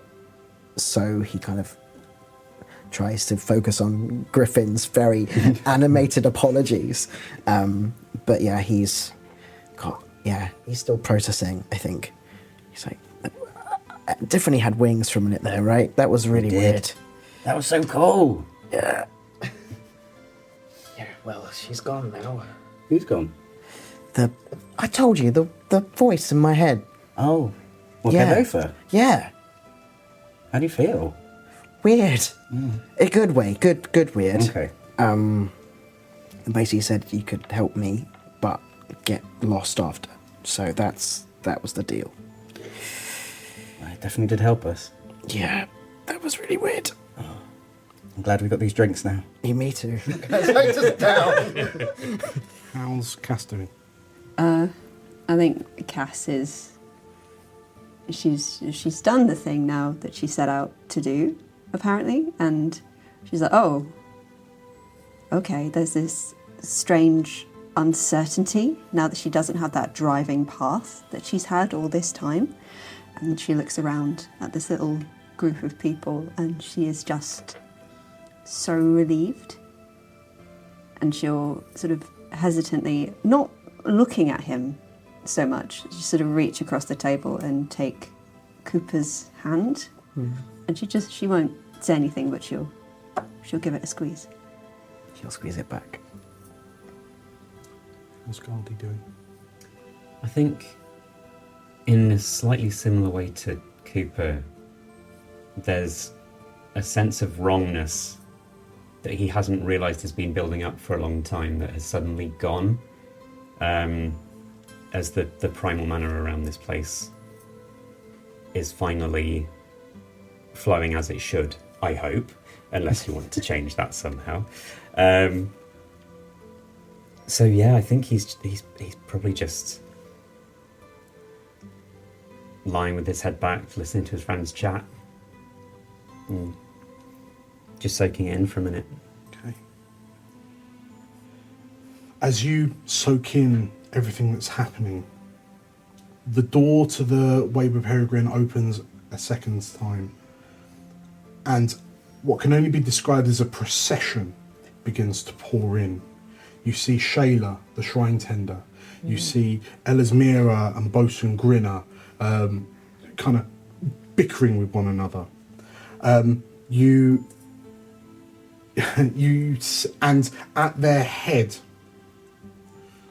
flanked by Cal, Azakar, Galena, Alfric, and Rayri, steps a white silver-haired Lorivar man in a regal grey and blue tunic with a 3-gem circlet across his forehead. And as Archmagister Meridius Redan steps into the hall and looks around, last time I was here, there wasn't a large crater. Is that new? Very, very new. And Coraline Coraline is kind of chaperoned in by Montague, and Meridius turns to the town mayor, and given the size of it, and there was some odd natural portal of some description there. I believe that's where your portal plaza used to be. So I hope you don't mind. It seems like you might need it in the months or years to come, but I've parked my mage tower there. Consider that the newest installation in Dorlashar. We'll establish this. This portal seems to have sprung from a seed of some sort. I'm not sure who's placed that there. It seems quite reckless to not put it in a fortified place, but we will co-opt it to use it to reconnect Dorlashar back to the city of Avermore. But that is a discussion, Mayor, for another day. And he turns to regard the five of you. You five have certainly been busy. I have somewhat of a proposition for you. And as we fade to black, elsewhere, slumped on a throne in a high vaulted ceiling throne room, flanked by two large ancestors of the house. Orion looks down at the stubborn, burnt, bloodied patch of carpet in front of him. His shoulders are slumped. There is a despair that washes over him. And the doors at the far end of the throne room open. And through the doors, pushed by her handmaidens, Nephene Valamar is wheeled into the hall, and the gathered nobles stand to attention. As she is wheeled around the recessed dance pit, she is wheeled up to Orin Sorrowwind, sat upon this throne. And as she stares at him from her seat, she shakily places her hands on the armrests and lifts herself from the wheelchair. And stepping forward on shaky feet, she turns to one of the attendants and takes the crown of command. "All gathered nobles," she says. And as she places the circlet upon Orin's brow, "All rise for the Lord of House Stonethrath. May our union of Antalir and Stonewrath, may the union of our houses help return us to power." And as she falls back into her wheelchair, there is a unified call from the gathered soldiers of Antalir and Stonethrath that decorates the hall. And as Orin peers down with this somewhat vacant look at the spot where his father was killed, the weight of the crown now heavy on his head, he thinks of his half-brother and the crimes that Nephene has told him his brother committed against his father. His face twists into a rageful snarl.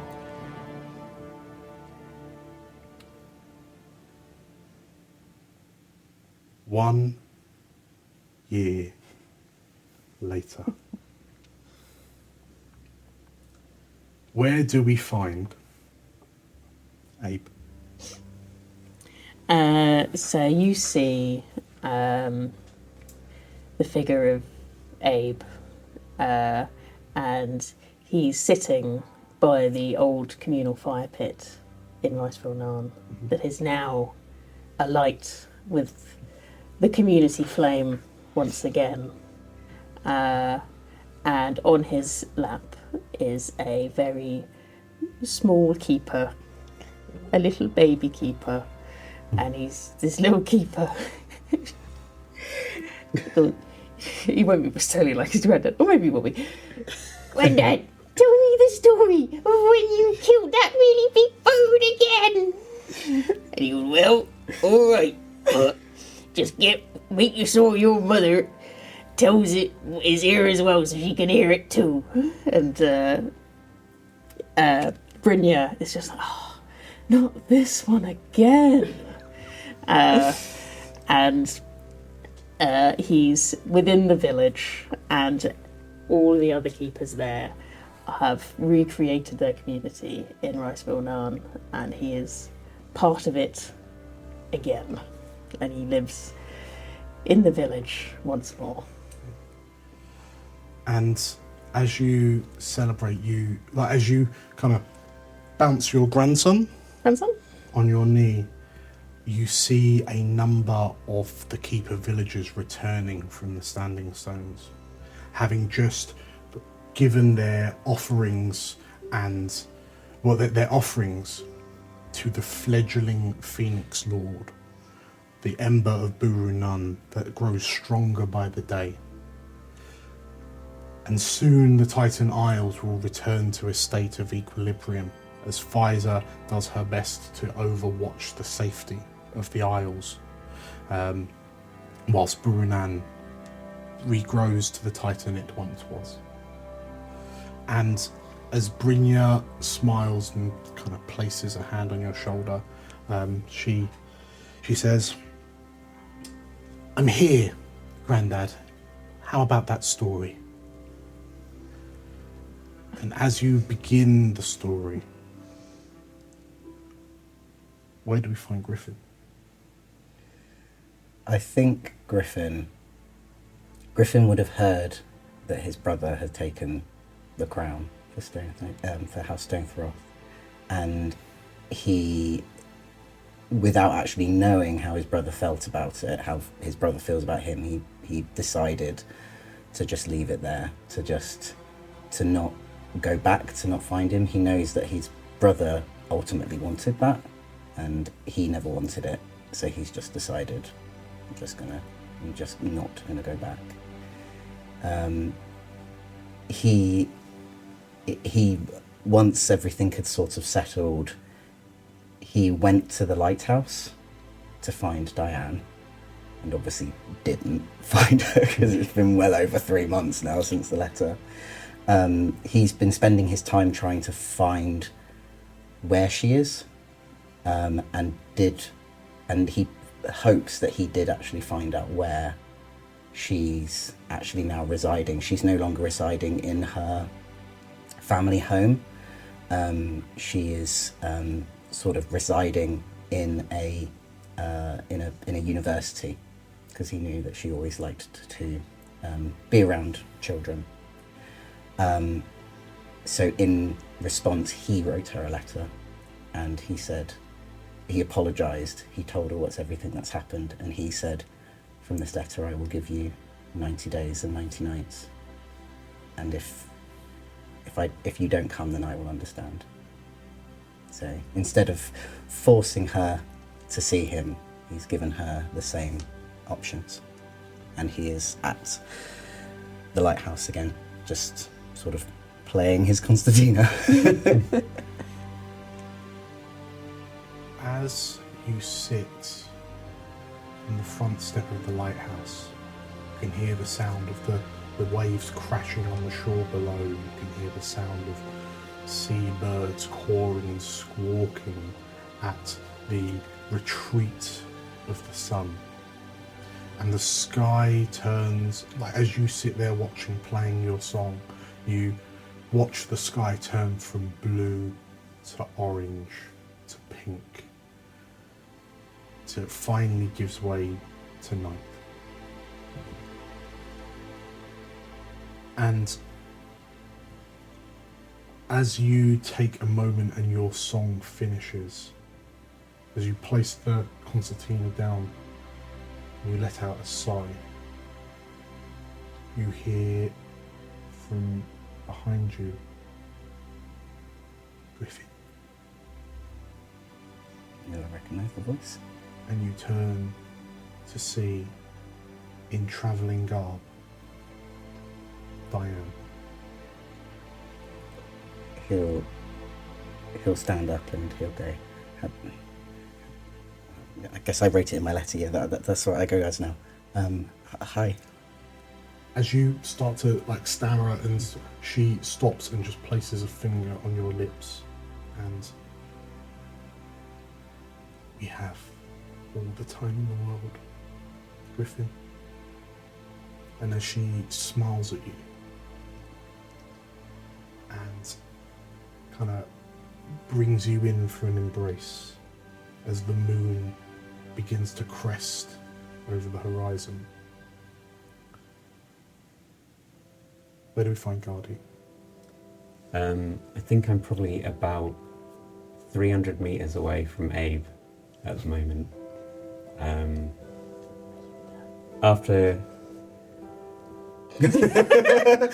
think after everything that's happened, and as much as he knows that his own people need help, theirs is help that they need in this over the span of a decade, whereas Dorlishal and Riceville are they've been racked by these tragedies, and he both feels that it's kind of his duty to help them rebuild to an extent. But also, I think despite being nomadic for most of his life, he's kind of feeling quite comfortable there. That sense of relief and comfort among friends never really left. So yeah, he's just sitting in the standing stones, communing with Pfizer and Burunan and potentially Corazal. I don't know if he's still if they're still able to reach him from there, where it's gone. Certainly in the last year. You've acknowledged that Corazal is different to Pfizer and Burunan in so much that it does not have a physical form per se. And Corazal, for all the hidden Arbor, for all intents and purposes, is omnipresent. It is all around you. So giving your blessings to it here will be heard, just as it would be anywhere else on elsewhere. Yes, I've been sort of every night I will come to the stones and commune and pray for the well-being of my own people, as I'm not able to be there with them physically, and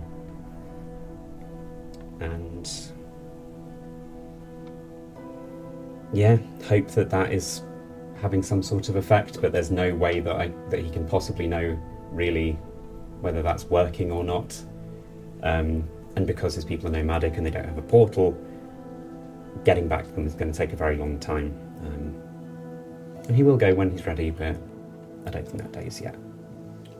Well, as you finish this communion, perhaps you feel slightly emboldened by the... You almost see an image of Pfizer cherishing and protecting Burunan like her own child, watching this world spirit grow from fundamental infancy back to the power that it once was. So knowing that the balance of the Titan Isles is beginning to return, as you finish your communion and you step out of the temple at the top of the standing stones, there is a moment where you stop, and as you peer to your left into the undergrowth, you see what is a creature that is native to your homelands.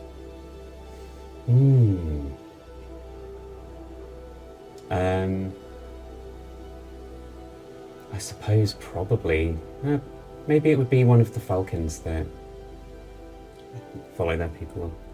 In which case you turn to see one of these falcons sat atop a branch looking down at you. And as it fixes you with this somewhat regal gaze, it then lets out a screech and then spreads its wings, and you watch as it glides off the branch, disappears between two trees, and it vanishes into the hidden arbor. And in this moment you realise that when you are ready to return home, Korhazal will take you there. She smiles and says, come on, Vicky. Don't want to miss the end of Abe's story, do we? Where do we find Cooper or Cass? I guess it depends on what, because I know Cass is someone who likes to go off and explore. That's her family's MO. Has there been any change in that? I feel like Cass is now, she considers herself now the sole owner, a protector of the archives of the family library. And I think over the last year she has begun to facilitate moving it from where it was previously kind of underground into Avonmore to be under the ownership and protection of the adventurers, the explorers. And I think at some point while she was doing that, as well as commandeering the Epitaph as her new home laptop, she has extended the offer to Cooper to assist her in that, purely in a business sense. Just quickly jump in. What was that about the Epitaph? It's Cass's personal computer. It's my new laptop. New MacBook. I'm going to spend a fit. One of the mysteries from that day, a year ago, is that after it caught you, it vanished. No one has seen the Epitaph since. She's got a notebook where if she finds it again, this is what she's going to do. Her notebook is now called the Epitaph. Yeah. It has, however, left behind the vault. So you've got that. Yeah. At the very least. But it's not a laptop. Not a laptop, not quite. So she's extended that offer to Cooper purely as a business partnership. Yeah. Where do we find Cooper? I feel like in that brief time before the business partnership, Cooper stayed and helped out in Dorshal for a bit, feeling slightly guilty that Hastings helped them and then got murked quite badly at the crater, and his animosity against him as someone perceived as criminal to this like highborn dragon scent, and trying to make his own decisions as kind of, I wouldn't say captain, more like community police, where he's just kind of there to help, at least for a beginning. I think he still regularly talks to everybody, so I think he's probably adapted that sending stone to be just like little voicemails to all of his friends. But yeah, he's been there helping out. I think he's been helping out people, and I think using the portal, he often goes to Avonmore to support Cass. There might be something still there. I think for Cooper they're working it out. But yeah, it's definitely not animosity anymore. She hasn't given him his gun back. No, I mean... yeah. In which case, Cooper, spending the time that you have in Dorshal, you've noticed that over the space of the past year, the battle tower from Avonmore has now become a permanent fixture. It is now a defended portal area to lead you back to Avonmore. But Dorshal has reconnected with the capital. There's been a burst, a boom in kind of rebuilding, and Dorshal is now bigger and more popular than it ever was. A premier holiday destination. Almost always on holiday, guys. Anyone wants to enjoy the balmy weather. That's where me and Guardia are living on the island. The influx of tourists, I was like, I've had enough. And most notably, next near the tower in the rebuilt Portal Plaza is a shrine to the fallen. And there are moments where you've caught yourself looking firstly at the statue of Captain Faniel Hastings, this imperious-looking dragon scent, in death protecting these the folks of Dorlashal. But perhaps more notably, or as notably, a carving of a small goblin girl stood off on the right-hand side of the sculpture, which depicts all of those lost during the attack just over a year ago.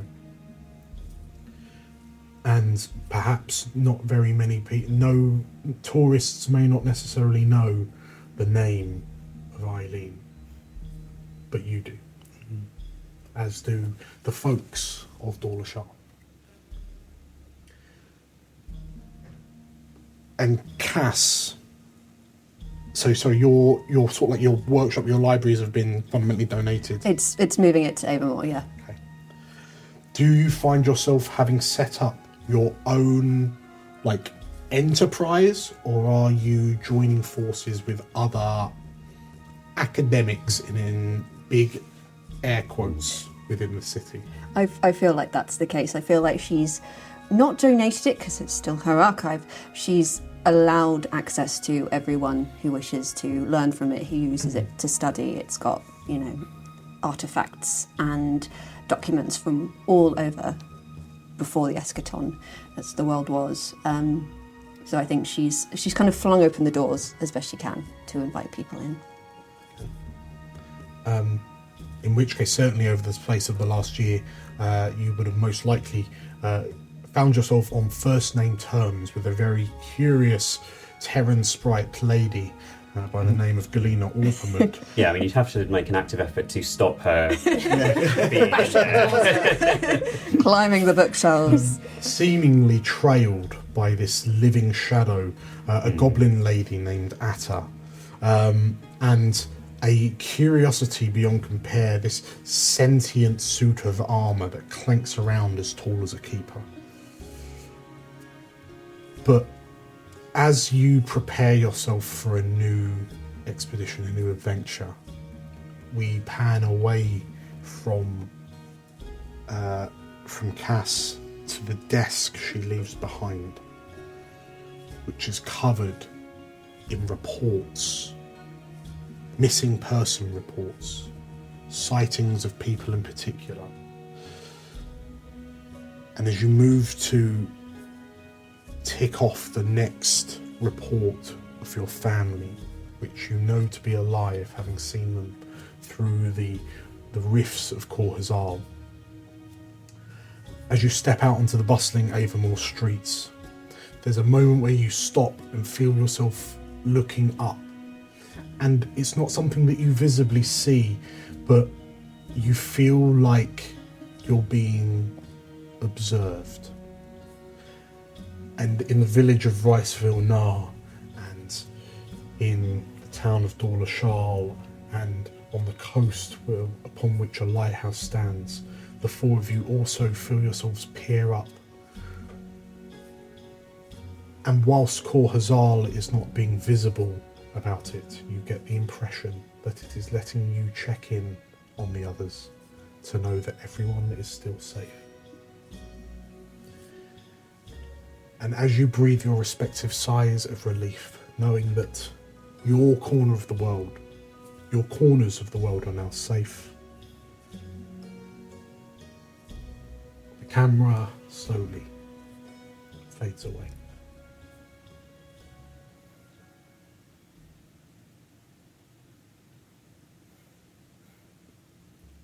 Elsewhere.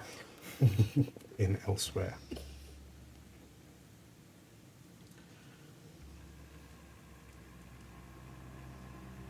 Hovering, motionless, over a sea.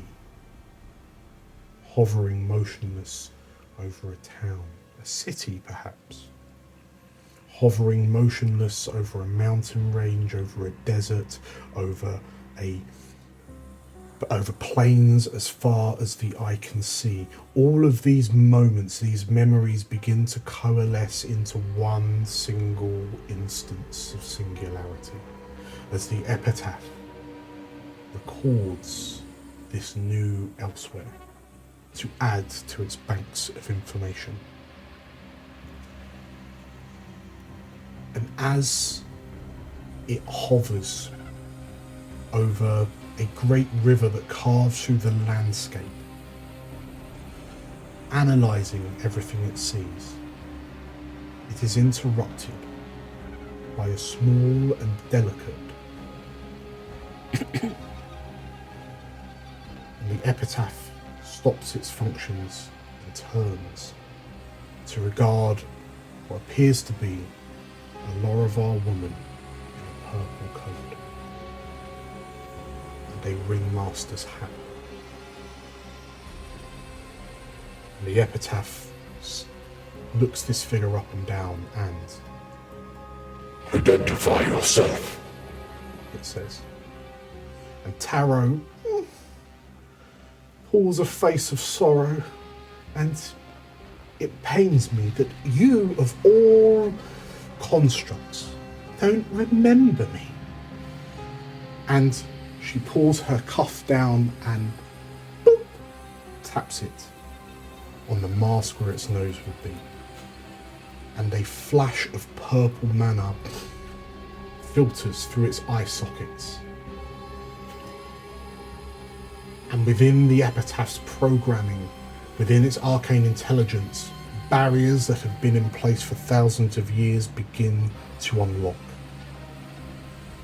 And the epitaph tilts its head back forward. "You are Taro," it says. "Yes. I'm glad that you still had all of those memories locked in somewhere in there. I'll tell you what, you have been elusive, my dear fellow. I've been chasing you all around elsewhere. You move quickly on your pursuit of knowledge. But I do have a task for you," she says, and the epitaph, in an uncharacteristically personal way, tilts its head and says, "What would you have of me?" it says, realizing itself as a personal entity for the first time since its release. Taro responds, "We have work to do. You see, you have so much juicy knowledge crammed within that little cortex of yours. And well, I think it would be really useful. You see, I'm trying to get the gang back together." And as the epitaph processes the commands that Taro relays onto it, we move away from this Eldervar and arcane construct, up through the clouds, across through around the shape of the globe of Elsewhere. It is a globe. Damn it! And stood on a large dais in front of impossibly large blood-red banners depicting the iconography of the Imperium. The Emperor regards the legions of soldiers arrayed before him in ceremonial parade. And interspersed with their number are the newest designs of the Imperium. Arcane-infused golems, powered by the souls of the dead and the damned, courtesy of one executor's gift from the place known as the Titan Isles. And as we peer upon the golems, and they bear an unerring resemblance to the Vault Guardians, the Emperor smiles. "My fellows," he begins, "our time is now." And as he smiles, the same planned smile that rests upon Taro's face. We will call it there. Congratulations, everyone, on completing Campaign 3 of the Elsewhere series, The Titan Isles. You did it! Yay! So, we will quickly wrap up because we've been here for quite some time. Thank you 5, for playing. You've all been absolutely amazing in this.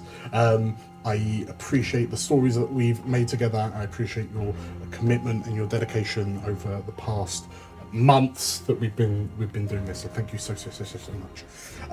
Thank you to those of you who are watching. We appreciate the support that you've had. It's been amazing since we started this campaign. And if you're looking for more Daggerheart, don't you worry, because there's certainly going to be more Daggerheart in the immediate future. This is not the end of the Elsewhere story. Campaign 4 is in the works, but there are other side campaigns that are in the pipeline as well, so absolutely make sure to check out that. A massive shout out to Demiplane for their support in getting this campaign running through. Yes, Demiplane, Roll20 have been amazing. Daggerheart Nexus has been sublime in kind of keeping us in order. So all of those tools which are available to you if you're so interested in them are fantastic to use. If you are interested in Daggerheart Nexus, you can get a Daggerheart Nexus subscription a Daggerheart Nexus purchase from Drive-Thru-RPG. We have an affiliate link. It's in the description below. Doesn't cost you any extra to do it, but using it will give us a little bit of a kickback, which is handy. We should thank everyone at Pickaxe Studios. Yeah, Pickaxe Studios. It's been amazing. So and kind. in the background, thank you to Connor. For kind of background teching. This has been an amazing experience. So really, really thankful to everyone here at Pickaxe Studios as well. And thank you, Dan. Thank you, Dan. Thank you. Let's wrap this out. If you enjoyed this, make sure to hit the like button. There isn't one on Twitch, but do it in spirit. If you haven't already, subscribe to our YouTube channel, follow us on Twitch. If you really want to support us, consider becoming a member on YouTube, a patron on Patreon, join our Discord. It doesn't cost very much. The memberships don't cost very much to join, but you'll get some extra content in the near future, and again, massively helps out our channel. So, thank you, one and all. This has been Campaign 3. We will see you, at the very least, for Campaign 4, but certainly, I think after all of this carnage and chaos, we're going to need to find some sort of sanctuary. See you later. Bye. Bye.